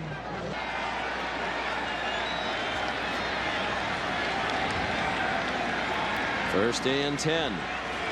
23 yards on 2 carries in this drive for Hill. Donovan again, running right. Lunges ahead to the 23-yard line. We talked at the top of the telecast about the idea that the Big Ten can't compete speed-wise against some of the top teams from other conferences, particularly the SEC. Zach Brown carries for a couple. We showed the numbers. Up last year. When you're talking about Ohio State got beat last year because they got beat physically in every part of the game. Had nothing to do with track meets. Third down and 3, and they convert on the completion to Garrett Graham. Kids are so serious. They're into it. It's just a little different mindset coming in this game because they did get humbled in a big way by Florida last year. They don't want that to happen to them again. P.J. Hill on first and 10 from the 15. Carries to the 11. Gerard Mayo made the tackle. Keeping that powerful Tennessee offense and Eric Ainge off the field. Minute and a half left, third quarter. Neither team has scored since halftime. Tennessee had a 14-point lead, 21-7 in the first half. The Vols have not trailed. And Hill showing that he's pretty nimble for a big guy. Gets a yard as he sidestepped would-be tacklers. Mayo the tackle again. Hill had a big freshman year a year ago. Plethora of them, and they'll continue to have that competition. And PJ started practicing a little bit better when we saw Zach Brown and Lance Smith practicing pretty well. Big play here, third down and 5 from the Tennessee 10. The toss back to Smith. Flag down to the corner. He's down to the line of scrimmage. Jonathan Hefney, the veteran senior, playing in his last game, making a school record 50th start. It's the all-time record.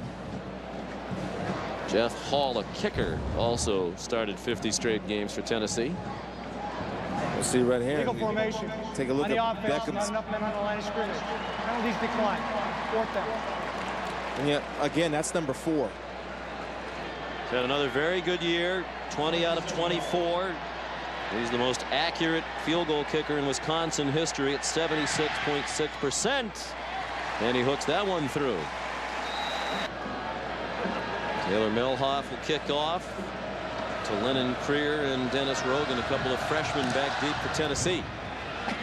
Good kick, high and deep. Takes Creer about 5 yards deep in the end zone.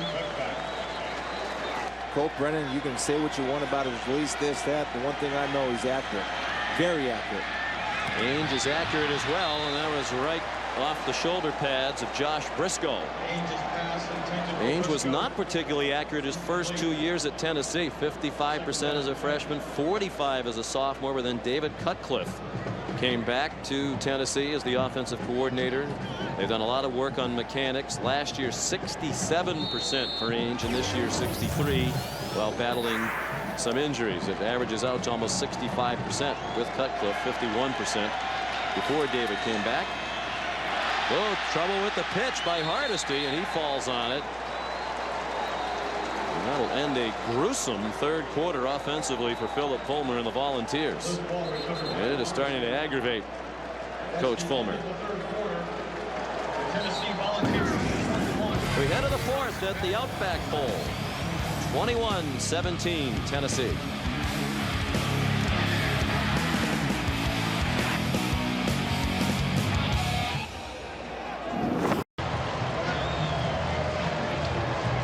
The tradition in Madison at Camp Randall Stadium in home games for Wisconsin after the third quarter. Jump around, and they brought that tradition here to Tampa. Offenses didn't do much jumping around in that third quarter. Tennessee had only 11 yards of offense in quarter three, and they open the fourth quarter with 3rd down and 16 from their own 14-yard line, leading 21-17. Ainge throws a bullet. Josh Briscoe a first down out to the 35-yard line. Javery McFadden made the tackle, but that's 21 yards and a huge completion. That's the shot right there. This is why, Eric, look at the throwing lane that he has. You give him that kind of time and a window and vision to see the post inside the linebacker and underneath the safeties, and he'll make you pay every time. Again, we talk about the accuracy of Colt Brennan. Well, Eric Ainge, when given time, Sean, does not miss. 5 catches for Briscoe. Ainge has already graduated, did so in December with a degree in political science, better than a 3.4 grade point average. He's on target to Arian Foster. DeAndre Levy right there, 2 yards on the gain. Here's Rob. According to Todd McShay of ESPN Scouts Inc., Ainge, a mid to late round NFL prospect. He's made significant improvements since offensive coordinator David Cutcliffe joined the staff. Smarter decisions, better reads. He's accurate in those short to intermediate tosses. Limited mobility and limited arm strength holding him back right now. He's number 10 on the senior quarterback depth chart. That's where he would really help himself whatever all-star game he goes to, so he can go eye to eye and toe to toe with his competition once the draft comes around. Forced to scramble and throws back over the middle, incomplete in the direction of Chris Brown. Thing that Tennessee does not have that Wisconsin started to establish in the second half is something on the ground. I mean, they're hanging their hat on every play as pass, pass, pass, where Arian Foster is no longer a factor. So the pass rushers get their ears pinned back and they keep coming. They converted a 3rd down and 16 a moment ago. Now 3rd down and 8. Wisconsin showing blitz, and they bring it right up the middle. Ainge got it off. First down. Denarius Moore. Pulled out of bounds by Josh Nettles. But Ainge hung in there in the face of the blitz. They've given up only 4 sacks all year long and none today. Ben Strickland's going to come from the safety spot right up the middle untouched. Eric Ainge reads the blitz, understands where his blitz read or hot read is, throws off of his back foot very well. Sometimes I think he throws off a little bit too much, but if you're accurate like that and you have run after catch ability like that, keep going to it. And if I'm Wisconsin, don't blitz him because they're going to make you pay before it's over. Tennessee to the Wisconsin 39-yard line. Ainge with time again. Throws short for Briscoe to the 34, gain of 5. When we asked Philip Fulmer about the incredibly low sack numbers, by far the fewest in the country, only 4 sacks allowed, 1 every 124 pass attempts. He said he thinks it's a combination of very good line play, good schemes, and Ainge's ability to get rid of the ball quickly. As you said, there's some who think he throws it away too quickly, when if he hung on another second or 2 longer, might be able to make some plays when they get out of some prematurely. Well, he did a good job of holding on to that one that time. Backpedaling out of Ben Strickland's reach and able to throw the ball. And Greg Atkins, the offensive line coach, has done a real nice job. Arian Foster, 1,000-yard rusher this year, pulled down by Jonathan Casillas on the corner, short of the first down. Not only is that sack number the lowest in the country, it is the lowest comfortably. Rutgers next. 9 sacks allowed as they head to the International Bowl up in Toronto. Yeah, and Rutgers played Ball State up in the International Bowl, which should be an interesting game. But they do a good job. And a lot of the reason why the sacks roll because of play action when you have a guy like Ray Rice. Third down conversion of this possession for Eric Ainge and the Vols. Doesn't have anywhere to throw it. Now throws it And it is caught by Briscoe, but he's out of bounds. Starts passing now with 304. Blitz again. Quick throw again. First down again.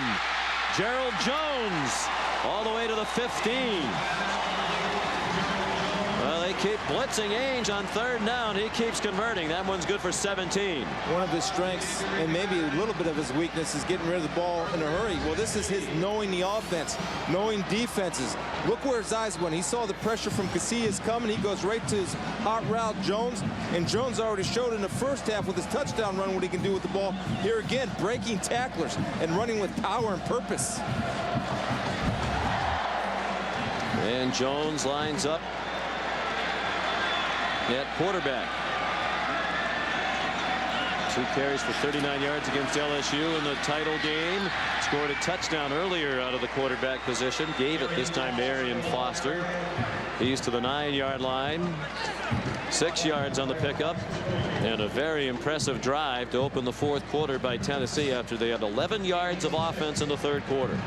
That didn't do much, but with Jones with the ball in his hands, what that did was did not allow Jonathan Casillas to close down on Foster, who had the angle, because he had to honor Jones just in case he ran a zone read and pulled it out of Foster's stomach and took off around the end, which allowed Foster to get 6 because Casillas was a non-factor. 12th play of the drive started at their own 20. Jones keeps it. There's nobody to pitch it to, and Casillas swings him down. Looked like an option look where there was no option for Jones. Well, Vladimir Richard is pointing to Jones and saying you're supposed to go the other way. I wonder if there's something. Well, it doesn't look like there's anything wrong with Ainge. 3rd down and 7. When Jones is in there, it's almost definitely going to be a run, and Wisconsin knows that. Matthew Shaughnessy made the tackle. Well, Philip Fulmer took a lot of heat this year. There were many in Tennessee calling for his head. Around Halloween, there was even a cartoon in a newspaper with the Grim Reaper at Philip Fulmer's door. The players said that really upset them, but Fulmer just made a joke about it. But then the late season run earned him a 1-year contract extension and a raise through 2013. But at one point in the year, 191 former players took an ad out in the Knoxville paper to express their support of Philip Fulmer because he was taking so much heat. They felt he needed that support. Yeah, I think he deserves it. He got it. But Lincoln's kick is blocked by Elijah Hodge. And Ben Strickland falls on the ball out at the 27-yard line. You remember Elijah Hodge got a piece of an extra point, and that's effort, never quitting. And you'll see Elijah Hodge, he got a piece of an extra point back in the first half. Here he comes again, hands up right there. The little fella extending. 4 points with 9:40 to go when we come back to the Outback Bowl in Tampa. The Under Armour High School All-America game.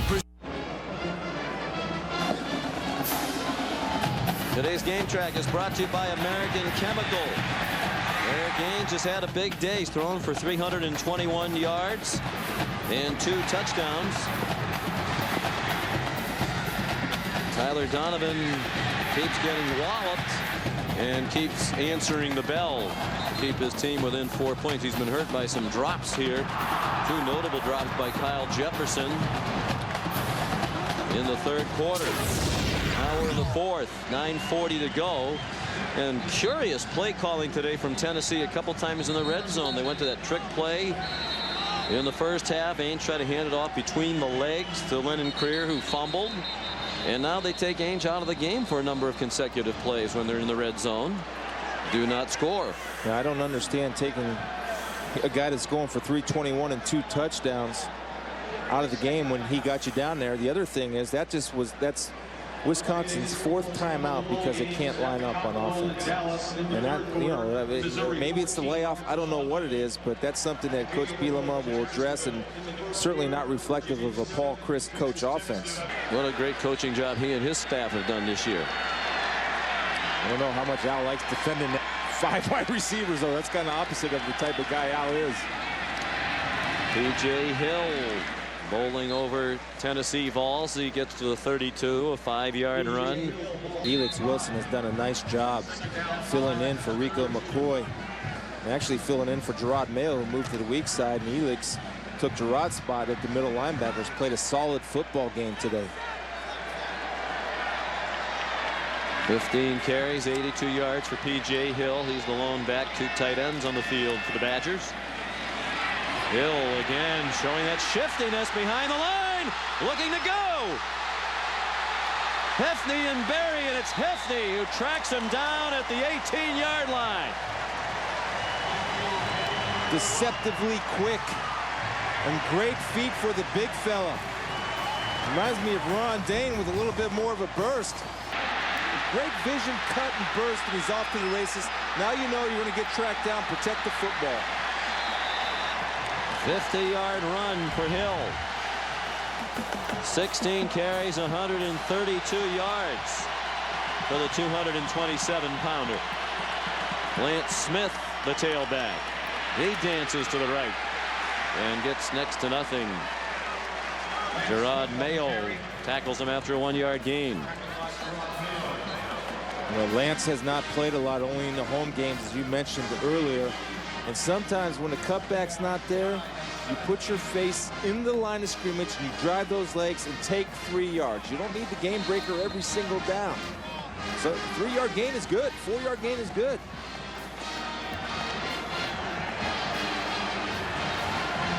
Under 8 minutes to go. Wisconsin has not led in the game. They're poised to take the lead here. In the red zone at the 17-yard line of Tennessee. They hand it off to Smith on that fly sweep, and he's in trouble and dropped for a loss by D'Angelo Willingham. An excellent job of stringing it out and letting the speed of the Tennessee defense get to the corner. If that play doesn't get a short corner in a hurry, it's usually going to be doomed for no loss or no gain or big loss. And that time, Tennessee's defense did a good job of stringing it out of line of scrimmage until the cavalry came. The cavalry came in the name of Willingham. 3rd down and 11. Zach Brown is the running back.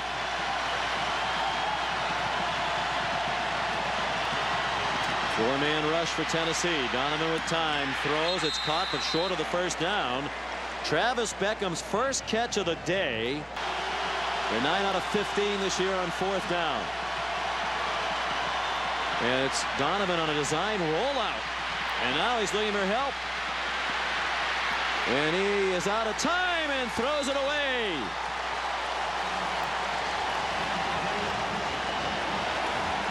Gerard Mayo put the lick on Donovan. And again, you know, you have P.J. Hill. You've been gashing him on the ground. Well, yeah, they go to this little bit of trickery. I don't get it, but look, if it doesn't work, it's a bad call. If it works, it's a good call, but I'm with you, Sean. It's the same thing with Tennessee. Why do something different? You have your big fellas. You have big offensive line. Presley at 270, leading 250 through the hole. Play your odds. You think one of the reasons they decided to go for it is because they know they're such a good power running team in short yardage situations. Great stand by John Chavis, Phil Fulmer, and the Tennessee defense. After giving up the 50-yard run, they buckle down and get a great 4th down stop on Wisconsin. And Mayo, the star of the defense, outstanding football player, caused the pressure and told Donovan, throw it away. There's nobody open, and I'm going to give you a whack. Came in with at least 15 tackles in each of the last 3 games. All about the instincts. That's what makes him a good football player. He's fast. He says he's a 4.5. I know he's got a lovely girlfriend who's a track star. Yeah, Courtney Champion. She's a sprinter. We said, well, who's faster? He said, I'm faster in the 40. She might beat me in the 100. He said, I run a 4.5 40. I think I'm a little faster in the first 40. It's tough to 13 tackles for Mayo today. And while we have a moment, here's Rob Stone. Well, Sean, prior to that last Tennessee offensive drive and then this one by Wisconsin, this Tennessee sideline, flat, solemn, low energy, particularly that Tennessee defensive bench. Chris, you mentioned that they've been on the field so much, so little time to relax. And Gerard Mayo, who made that big play there, was really hurt. He had come out early with a shock to the groin. They were doing some stretching of the groin and the hip flexor, spent multiple times on the exercise bike to warm up, and he is still a little bit gassed. Keep an eye on him as this one continues. But the big stud, the junior, able to fight through it. Made a play when a play needed to be made. And I thought Tyler Donovan, he might have did one of his patent, put his head down and dive for the first down. Instead, he chose to throw it, maybe because Mayo was honing in. Foster carried on first down for 4. Ainge faked it to him that time. Throws while retreating. And Brad Cottom was well covered by DeAndre Levy. There's a little bit of lack of mobility that some people say Eric doesn't have, because if he was a running quarterback, he had all kind of real estate to use. Schofield got caught inside. He broke contain. And his eyes never decided. He never even thought about running that football.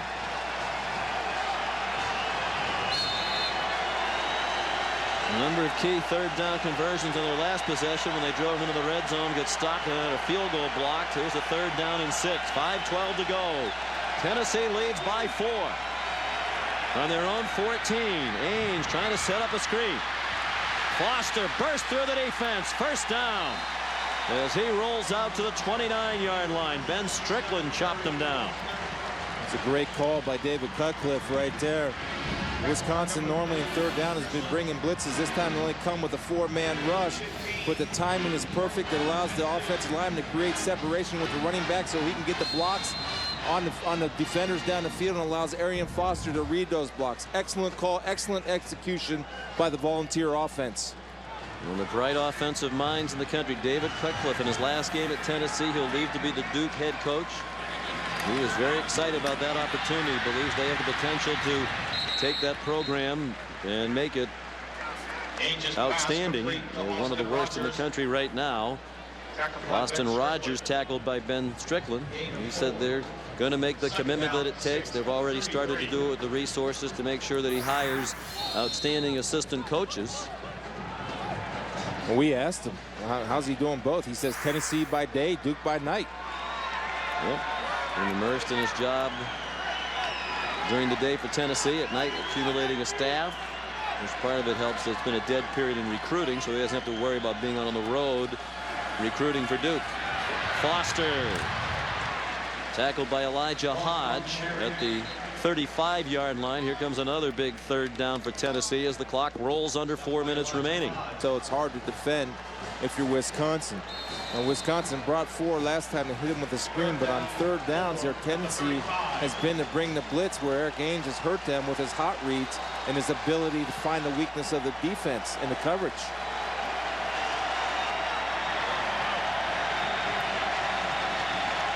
Three and a half minutes to go. 3rd down and 4. Ainge dumps it off. Here's Briscoe with another 3rd down conversion, and he flies into Wisconsin territory. Badgers saying that he fumbled, and they have the ball, and the officials are conferring, and they do have the ball. Jay Valai came away with it.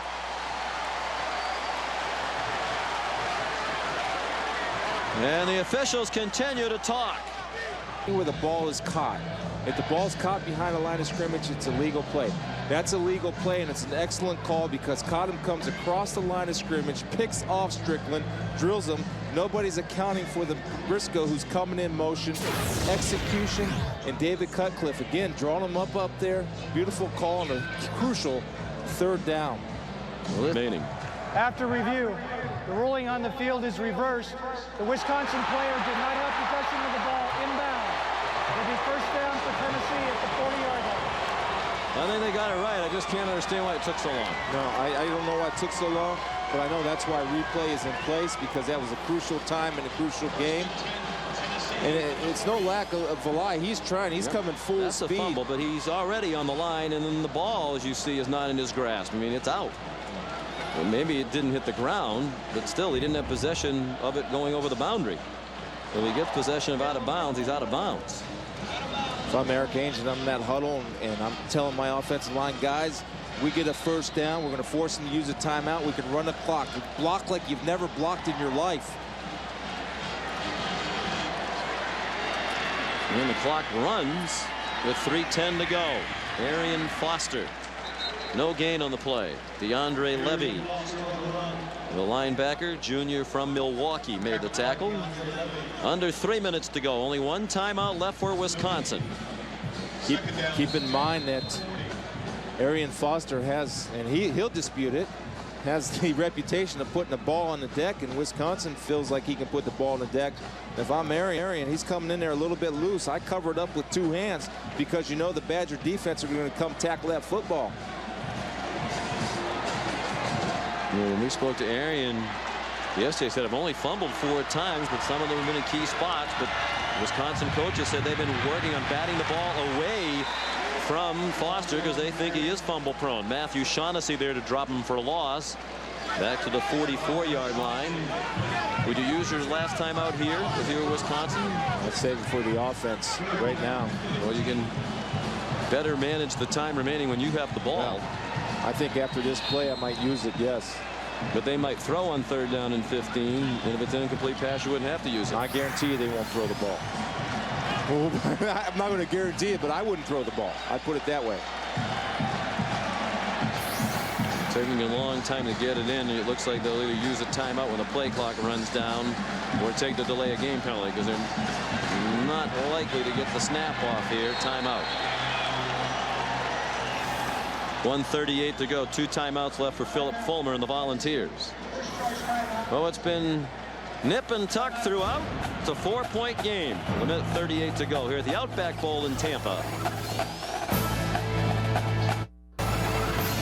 And welcome back to the Outback Bowl in Tampa, Florida. Terrific way to begin this college football new year. The first game of 2008 has been very entertaining and closely contested. Here's a big 3rd down now. 3rd and 15 for Tennessee. At the Wisconsin 45, the Vols lead by 4. They do keep it on the ground. Arian Foster breaks a tackle, then gets pulled down by Shane Carter or Jay Valai. And they use the timeout. 1:32 to go. Big East basketball, Cincinnati and Louisville. A great rivalry game coming up next as soon as we're finished here in Tampa. Good stop. Valai has done a nice job stepping in, making some key impact plays. Time now for our Sharp Aquos HD image of the game. I think it's an image that'll stick in our minds for a while. Tyler Donovan getting belted over and over again. At one point in the game, it looked like he had suffered a serious knee injury and came back and continued playing. He has fought valiantly. We'll see if he and the Badgers have any heroics left when they get the ball back here with no timeouts. Yeah, and both teams have fought. Remember, it's a 4-point game, obviously, so it's 6-0 for the Badgers. And with Tennessee with that big 4-down stand down in their red zone is huge in the 4th quarter after giving up the 50-yarder to P.J. Hill. He passed on a field goal in 4th and 2 that would have made it a 1-point game when all they would have needed here is a field goal. And they went to a pass play on 4th down and 2. It fell incomplete when Mayo hammered Donovan. Pooch punt and a good one by Colquitt. Where are they going to mark it? The Tennessee fans want that official to stop. And Tom Beller stopped at the 12-yard line. 28-yard punt. Here's Reese. Sean, this is a... All right, Reese, thank you. Here, 1:26 to go. No timeouts. Wisconsin needs to go all the way and score a touchdown if they're going to pull this one out. It's dumped off short to Kyle Jefferson, and the freshman is chopped out of bounds by fellow freshman Brent Vinson. Jefferson wisely went to the boundary. Well, that's just a 3-yard gain for Wisconsin. Boy, Tyler Donovan, your 5th year, 1st year starting. 119. This is like growing up in Wisconsin in the fields, man, playing the game. Can you lead the Badgers to an unlikely victory with your back against the wall? The story is set. How's it going to finish? That was his dream. He says he can remember about age 5 or 6 listening to Badger games on the radio. When he finally went to Camp Randall Stadium, he knew he wanted to be the quarterback for the Badgers. In his last game, trying to lead them to a dramatic victory. The pass incomplete. In traffic, Nevin McKenzie and Ryan Carl knocked it away from Travis Beckham. Boy, McKenzie was sitting and eyeballing Beckham the whole way. kind of trying to bait Tyler Donovan and almost made a great play. Got 2 hands on the ball, but they high-load him. They put McKenzie, the linebacker, underneath with the safety over the top. Beckham is going to be a non-factor this game unless something changes in the last 114. Give John Chavis and the coaching staff credit, and the defensive players. They've done a very good job taking away Beckham. He's wide to the right as Donovan drops on 3rd and 7, completes it, first down. Garrett Graham, good run after the catch. They swung him down, but he went forward to the 36-yard line. And now the clock runs on their own 36. Still 64 yards to go. A field goal does them no good. Graham again. And he's short of the first down, and that hurts them because the clock goes tick, tick, tick. Devin McKenzie made the tackle. 2nd down and less than a yard. 45 seconds to go. We'll get a measurement. I did not think he got anywhere near the yellow line. So they give him the forward progress. And he's down. Almost took a late hit as well, but the defender flew over. But they did give him a good mark. They marked it almost at the 46-yard line, which would at least make it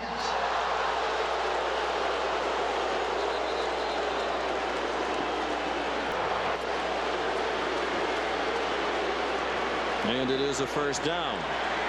They gave Graham the forward progress when he first caught the ball, apparently, even though when he got tackled, it looked like he was about a full yard shy of that 46-yard line. And Philip Fulmer says, wind the clock. It was a first down. The chains are set. The clock should be running.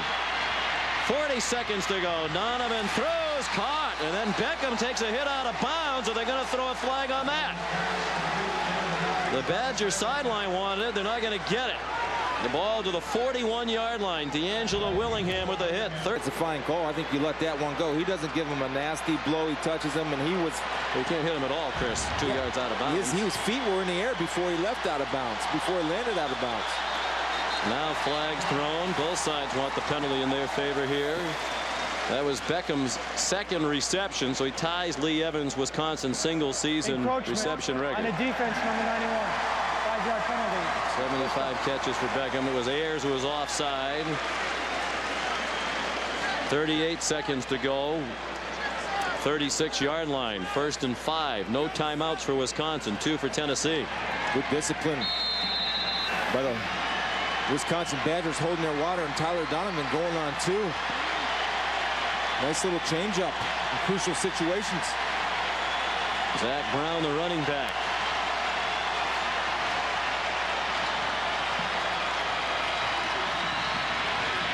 Four-man rush. One came off the edge. Deep ball. It is intercepted. Antonio Wardlow, a backup safety. Sophomore from Winston-Salem, North Carolina, picked off a pass intended for Paul Hubbard, and that should do it for Tennessee. Great job of discipline by Wardlow, not getting nosy, playing outside. The Paul Hubbard saw him coming, not panicking. And the only thing, if I'm Tyler, what I would have done is kind of undercut this throw. You see the safety over the top. You have a little bit of room to underthrow it and let Hubbard work back to the football. Wardlow doing a good job staying in his back pedal so he can read the quarterback. And, of course, like all DBs should do, and all DB coaches want you to do, catch the ball at his highest point. And I like this decision. Go down with the football. Don't try to make anything happen. You keep possession of the football. No timeouts from Wisconsin. Victory formation for the Volunteers. First career interception for Antonio Wardlow, and what a time to get it for the sophomore out of Winston-Salem. Donovan played valiantly, but in the end it was Eric Ainge, Philip Fulmer, and the Volunteers who emerged victorious. Eric Ainge is our Capital One player of the game. 365 yards on 25 out of 43, 2 touchdowns and no interceptions. And a nice way to end his career, to bounce back after the difficulties in the SEC title game when he threw 2 costly fourth quarter interceptions. Philip Fulmer now 8-7 all-time in bowl games, and he's with Rob. Coach, a roller coaster season. How does this game say and talk about your team? Unbelievable, and I'm so proud for these kids. I mean, they have fought and had great energy, you know, throughout the year to fight through the adversities, fight through the negativity, and you can come away with 10 wins in a game, a big game here today. I'm just really proud of them. What has Eric Ainge meant to this program? Eric's meant everything. You know, as a freshman, you know, he's compared to the greatest that's ever played at Tennessee, and Peyton Manning. And his struggles as a sophomore in the last 2 years has just been incredible. He's a true winner, and he's going to have a great future in pro football. Coach, we appreciate your time. Thank you. Yes. A resilient season for both teams. It ends in disappointment for Travis Beckham and an elation for Eric Ainge and the Volunteers. Final score here at the 2008 Outback Bowl is Tennessee 21 and Wisconsin 17. Coming up next, college basketball, Cincinnati versus Louisville. Now for Chris Spielman, Rob Stone, and our crew, I'm Sean McDonough saying so long and Happy New Year from Tampa, Florida. Now let's send you to Louisville, the Bearcats and the Cardinals. Here's Bob Wischusen.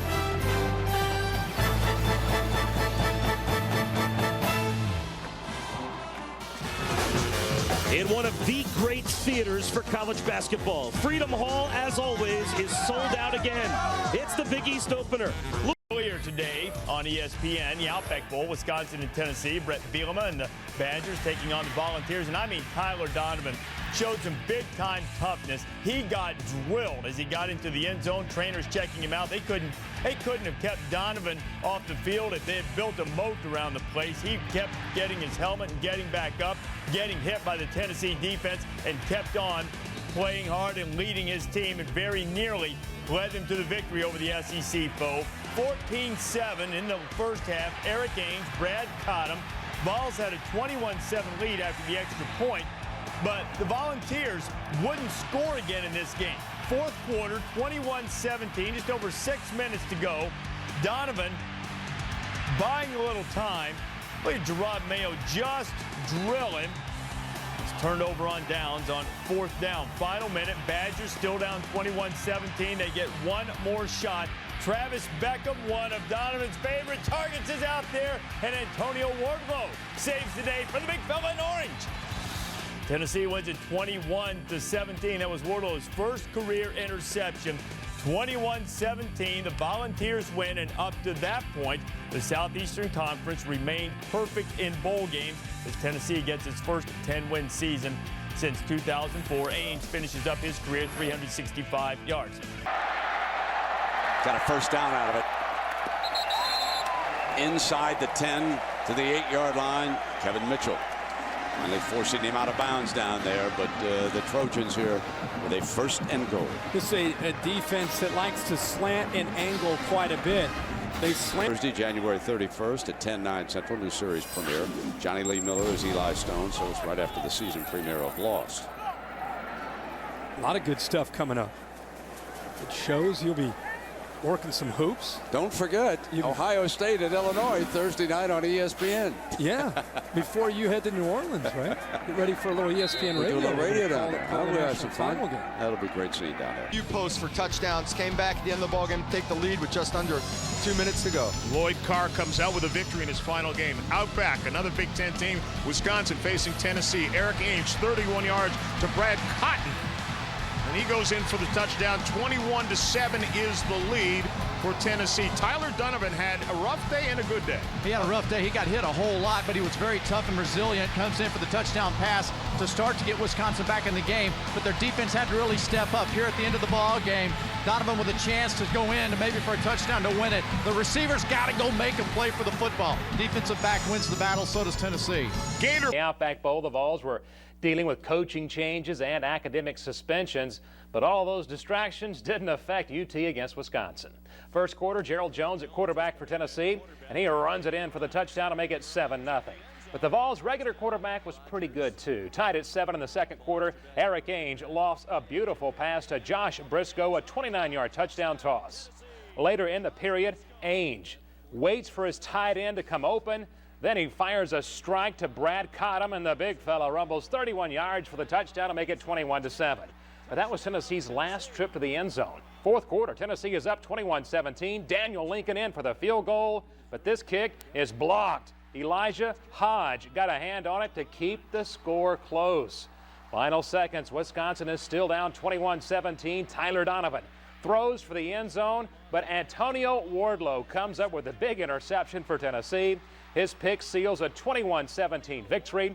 Eric Ainge was named the most valuable player, but Wardlow proved to be pretty valuable as well. Different players that asked to step up and play key roles on the defense and also on the offense. So once I knew that I was going to be playing on the Mustang, I had to take advantage of my opportunity and make the most of it. Ricardo Kemp's not here. He would have probably been playing that position. You know, somebody else steps up. Antonio's had some really big plays here.